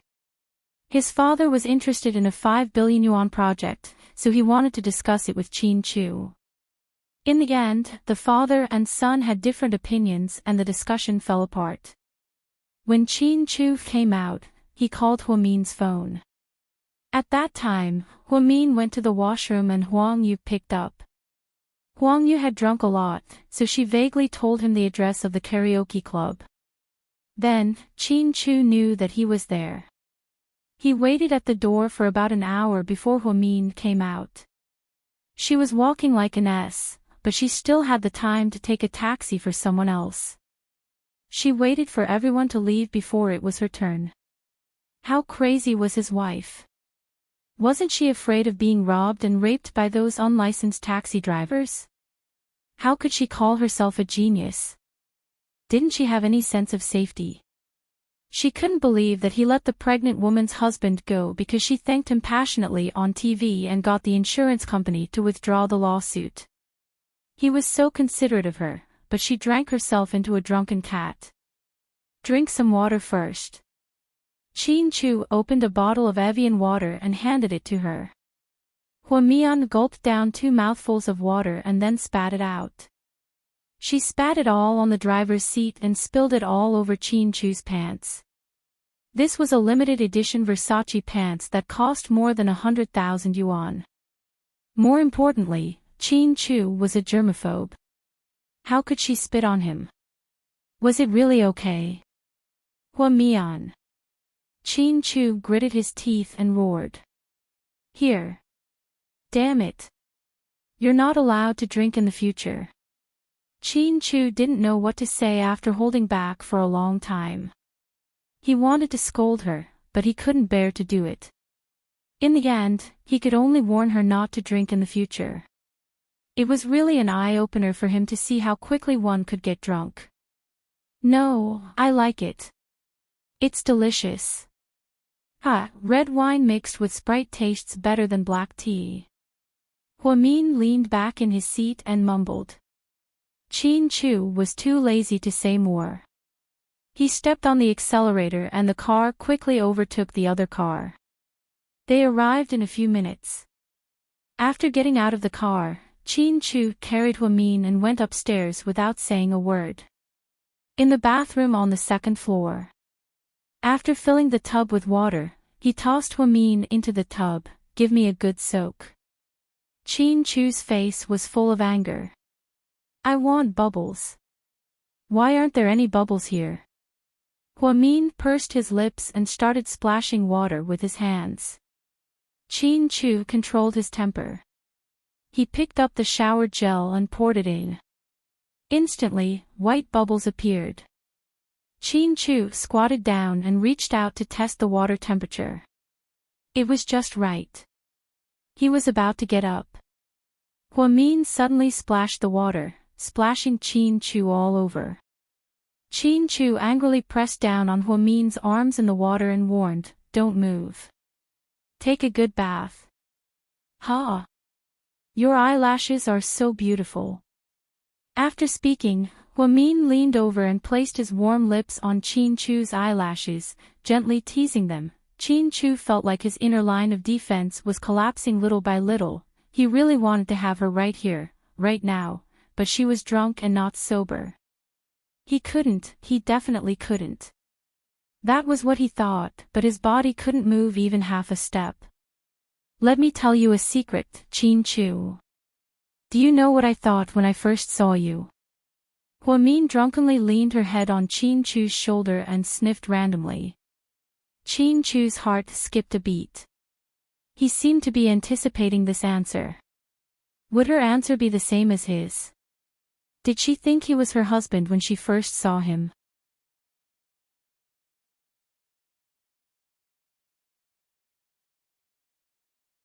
Chapter 185. At the time, I was wondering who would be so unlucky to marry such a handsome man. Ha ha ha. After saying this, Huamin giggled. She didn't even notice that Chin Chu's face had turned green. Was it so unlucky to be his wife? How could she say that he was handsome? This damned girl was getting bolder as she got older. If Huamin wasn't drunk, he would have thrown her out of the 16th floor. Ugh! Huamin couldn't help but vomit again. This time, Chin Chu wasn't spared. However, compared to the last time, he was much calmer and wasn't angry anymore. He took off all of Huamin's clothes and threw them into the bathroom in another room. After taking a shower for her, he took a shower himself. Finally, he used the automatic washing machine to wash their dirty clothes. It was already 2 a.m. when they did this last night. Chin Chu got into bed tiredly and saw that Huamin was already sleeping like a pig. He sighed slightly. Perhaps he owed her in his previous life. No matter how angry he was, as long as he saw her, his anger would immediately disappear. The next morning, when Huamin woke up, Chin Chu had already prepared a Western breakfast. There were sandwiches, fried eggs, and warm milk. Ugh! Last night. Huamin said awkwardly. Last night when I picked you up, you vomited twice in my car and in the bathroom. I took off your clothes for you, washed your bath, and dried your dirty clothes, Chin Chu said in one breath. Huamin's face became redder and redder as he listened. He actually helped her take a shower. Didn't that mean he saw everything? Last night. You seemed to have a hard time. Huamin sat at the dining table and slowly drank the warm milk. If you know it was hard for me, you should drink less in the future. Actually, I didn't drink that much, ha. Huamin laughed. Of course, if Chin Chu found out that she drank 3 bottles of red wine, 2 bottles of beer, and 1 bottle of wine, Chin Chu would definitely beat her to death. I don't have to go to work today. It's Sunday, so I'm off. Starting tomorrow, I'll be working at the South Recuperation Center, Huamin said slowly. Chin Chu wasn't interested in her job transfer. He only nodded. The South is a bit far. I need to change the car twice. It'll take about 45 minutes. Huamin didn't think it was hard at all.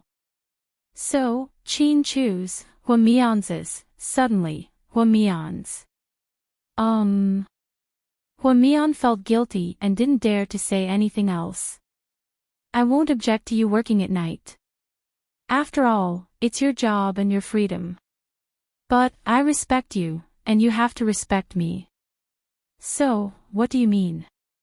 How should I respect you? Huamin could tell that Chin Chu was implying something. You can drive the white Volkswagen CC. It'll save you a lot of time when you drive to and from work. If you take the South Ring Highway, it'll only take you 18 minutes. But Huamin didn't seem to want to drive to work in such a high-profile manner. It's settled then, Chin Chu announced before Huamin could finish. After dinner, let's go out for a bit. Where are we going? Huamin was surprised. Gao Ran wants to treat us to dinner. Ha! But I've already made plans to have dinner with Lingling, Huamian said awkwardly. Sure, the 4 of us can eat together, Chin Chu suggested. Eat together? Is that really okay? Huamin was surprised by Chin Chu's suggestion.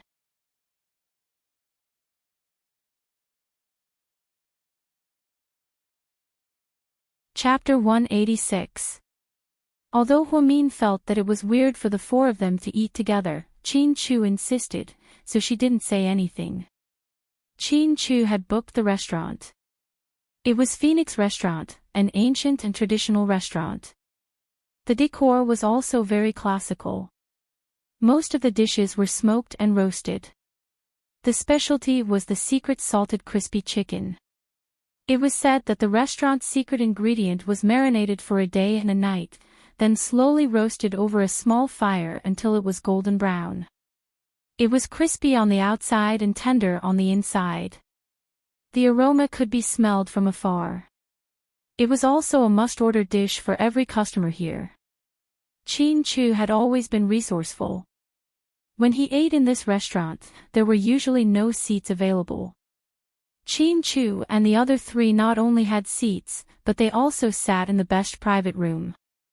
After that, they ordered more than a dozen specialties. When Gao Ran and Zhu Lingling arrived, they coincidentally met downstairs. They hadn't seen each other for a long time, so they naturally had to be sarcastic when they saw each other. Gao Ran's black Jaguar took up 2 parking spaces.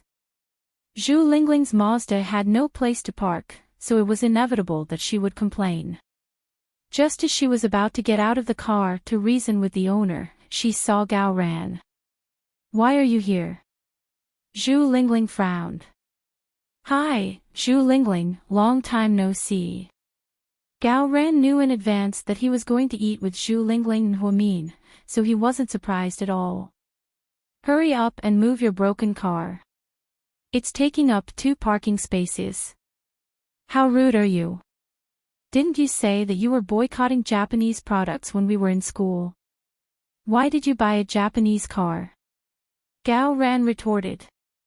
Zhu Lingling rolled her eyes at him and said, "When the 8-Nation Alliance invaded China, Britain and America were the most active. Why did you buy a Jaguar?" You don't understand, right? The Jaguar was sold to India by Ford during the 2008 financial crisis. It's now an Indian car. Please explain it to me later." "An Indian car?" Zhu Lingling glared at Gao Ran and reversed the car. Coincidentally, a car was leaving, so she stopped. Gao Ran and Zhu Lingling entered the private room one after the other. Huamin smiled and said, "It's been so long since we last met. Didn't you two catch up?" "How is that possible? I'm not familiar with this egomaniac." Zhu Lingling immediately tried to clear her name. Gao Ran glanced at her. "You speak as if I've pursued you before. Don't think that you're superior just because you're a stewardess. That's still better than you stinky cops. You take our taxpayers' money and do nothing." As expected, the two of them quarreled as soon as they met. Huamin felt a headache coming on. Damn Qin Chu for coming up with such a rotten idea. But now, he was leisurely playing with his phone and watching the show. "Have you ordered?"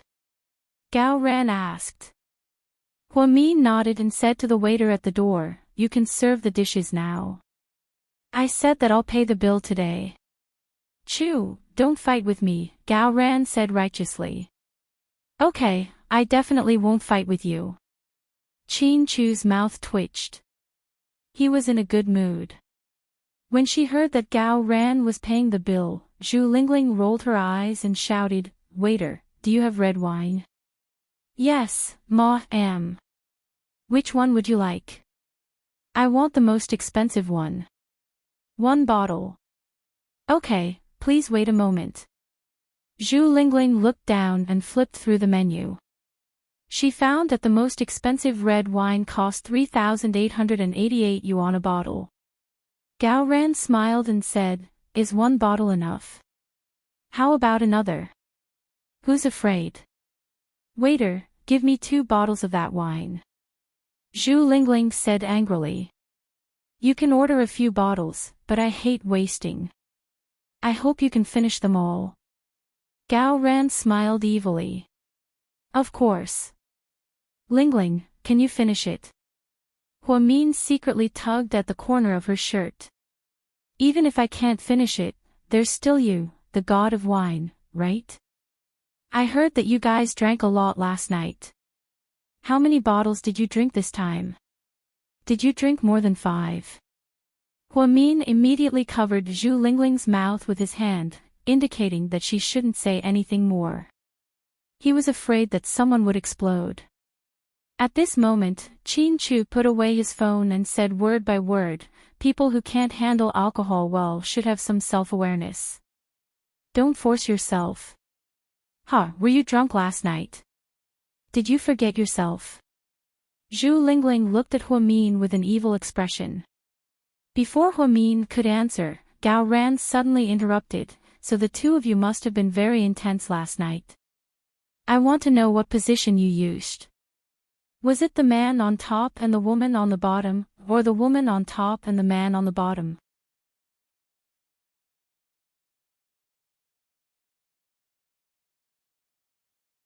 Chapter 187. Huamin angrily glared at Gao Ran and asked, as a police officer, is it really okay for you to be so dirty? Qin Chu faintly said, the quality of China's police force really needs to be improved. The husband and wife echoed each other and belittled Gao Ran. Gao Ran wasn't angry. Instead, he smiled and said, stop talking nonsense. You haven't answered me yet. Answer your ass. We're very pure. It's not what you think it is. It's not what I think it is. Then it's like this. Traditional positions. Gao Ran's curiosity was off the charts. He was guessing the couple's private matters in public. It was outrageous. Lingling, look at this guy. Isn't he still as mean as before? It's such a pity that he's a police officer. He should be a paparazzi. I bet he can make celebrities cry. Huamin sighed. He thought that Zhu Lingling would say a few words for him and rebuke Gao Ran. Who knew that she would say, Gao Ran isn't wrong. This time, Huamin was completely speechless. You two have a lot of chemistry. Why don't you two be husband and wife? Qin Chu glared at Zhu Lingling. He suddenly remembered that a few days ago, because of her phone call, he ruined the beautiful scene. He was so angry that his teeth were itching. Forgive me. Who would want a woman like you? Gao Ran immediately retorted. Don't worry. Even if you kneel down and beg me, I won't marry you. Even if all the men in the world died and there was only you and a pig left, I still wouldn't choose you, Zhu Lingling said through gritted teeth. Gao Ran burst out laughing, then your taste is quite heavy, you. Zhu Lingling wanted to continue arguing, but Huamin reached out and stopped her. If they didn't stop it, they wouldn't be able to eat this meal. It was all Qin Chu's bad idea. Why did they have to eat together? After the meal, Huamin and Zhu Lingling were supposed to act alone. However, Qin Chu didn't seem to have any intention of leaving. Shall we split up here? Huamin suggested. Where are you going? Before Huamin could speak, Zhu Lingling said, we both want to go to Hero Valley. It must be very exciting, huh? Hero Valley. Qin Chu seemed to have never heard of this place. Gao Ran immediately explained, oh, that place. It's known as the second largest amusement park in Asia. I heard that the giant group invested more than 5 billion to build it. There's something like the longest roller coaster in Asia. Many children like to play there. Let's get in the car. Qin Chu glanced at Huamin and said. What's going on? Huamin was dumbfounded. Did Qin Chu mean that he had to go as well? In the end, the four of them drove 3 cars to Hero Valley. Because it was the weekend, there were a lot of people. Huamin decided to save time, so he didn't line up one by one. Instead, he chose the drop tower and roller coaster. After the 4 of them got off the roller coaster, Gao Ran's legs turned to jelly. His face was pale, and he wanted to throw up. What? Are you scared? Is there anything more exciting? Zhu Lingling laughed. Are you okay? Huamin looked at Qin Chu worriedly. Qin Chu looked calm on the surface, but on the inside, he was devastated. However, he wouldn't show it. Especially in front of his wife and his wife's best friend. Let's go to the drop tower. I heard that it has a height of 88 meters. Just thinking about it makes me excited, Zhu Lingling said. You guys are too strong.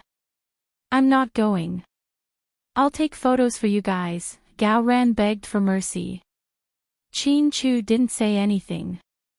He just followed Huamin silently. When they got off the drop tower, Zhu Lingling and Huamin's lips turned purple. She was sure that if they had a heart attack, they would die immediately. It was too scary. The feeling of going up and down, and then losing your center of gravity was too exciting. Fortunately, Qin Chu persisted until the end. As long as Huamin wanted to go, he didn't seem to have any objections. After that, the four of them found a Thai restaurant to eat. During the meal, Gao Ran suddenly asked, I heard that you got the insurance company to withdraw the lawsuit and let that scumbag go, right? Yes. Qin Chu nodded. Insurance company. Huamin raised his head. He was a little sensitive when he heard this word. Don't tell me you don't know. Know what? Huamin asked. Gao Ran glanced at Qin Chu, then looked at Huamin and said, Your husband paid over 10 million yuan for your life insurance. Don't tell me you don't know. Clang. Huamin's fork fell on the plate. She didn't expect Gao Ran's words.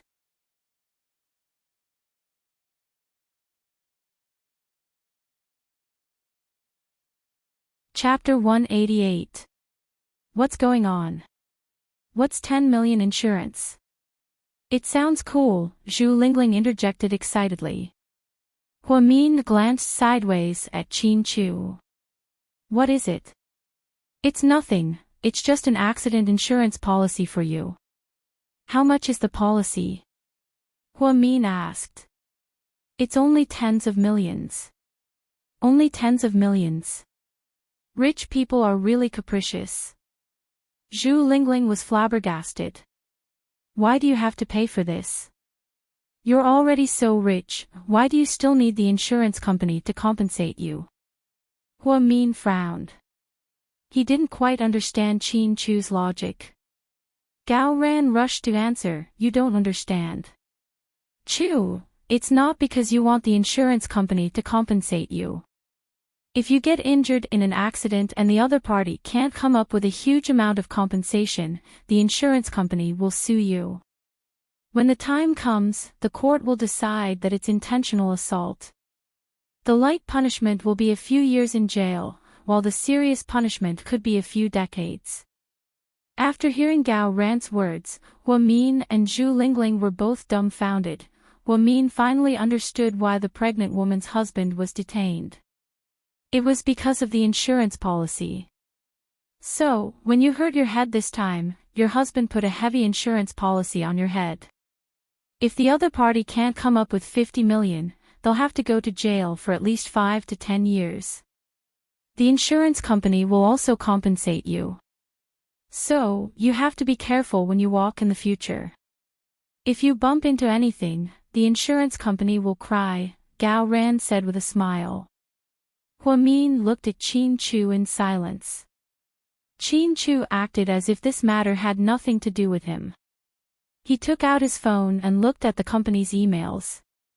Zhu Lingling gave him a thumbs up and praised, China's best husband. You didn't tell me these things. Huamin pouted. He felt wronged. You don't need to know these things. You just need to know that no matter who hurts you in the future, they won't have a good ending. Qin Chu looked up and said word by word. If you spoil her like this, won't she cheat on you and cheat on you? Gao Ran joked. Then, Huamin and Qin Chu looked at him with murderous gazes at the same time. After dinner, they all went home. After Huamin made her bed, she couldn't calm on her mind. It was unbelievable that Chin-Chu had given her such a huge insurance policy. Why did this person do things so unconventionally? Just as she was thinking, Chin-Chu opened the door and handed her a bunch of keys. Take this, drive it tomorrow. Chin-Chu, don't be too nice to me. You're my wife. If I don't treat you well, who else would I treat well? Chin-Chu said confidently. But if you're so nice to me, I'll be proud. Then keep being proud. As long as you're happy, you can do whatever you want. Chin-Chu.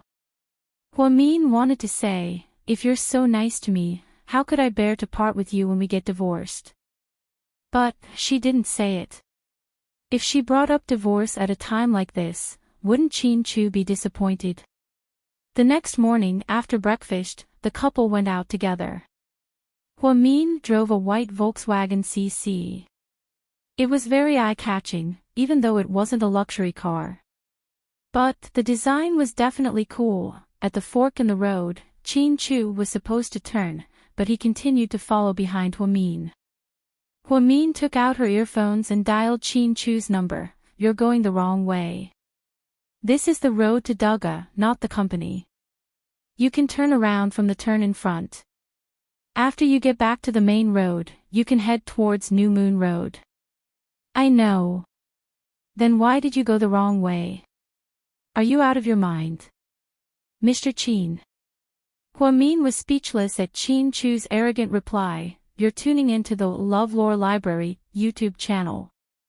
We're so grateful for your support, and don't forget to subscribe to join us on this incredible journey through captivating stories. Your generosity through donations truly makes a world of difference, as it's the primary source of revenue that allows me to expand and enhance this channel for you. Thank you from the bottom of my heart for being a part of this adventure.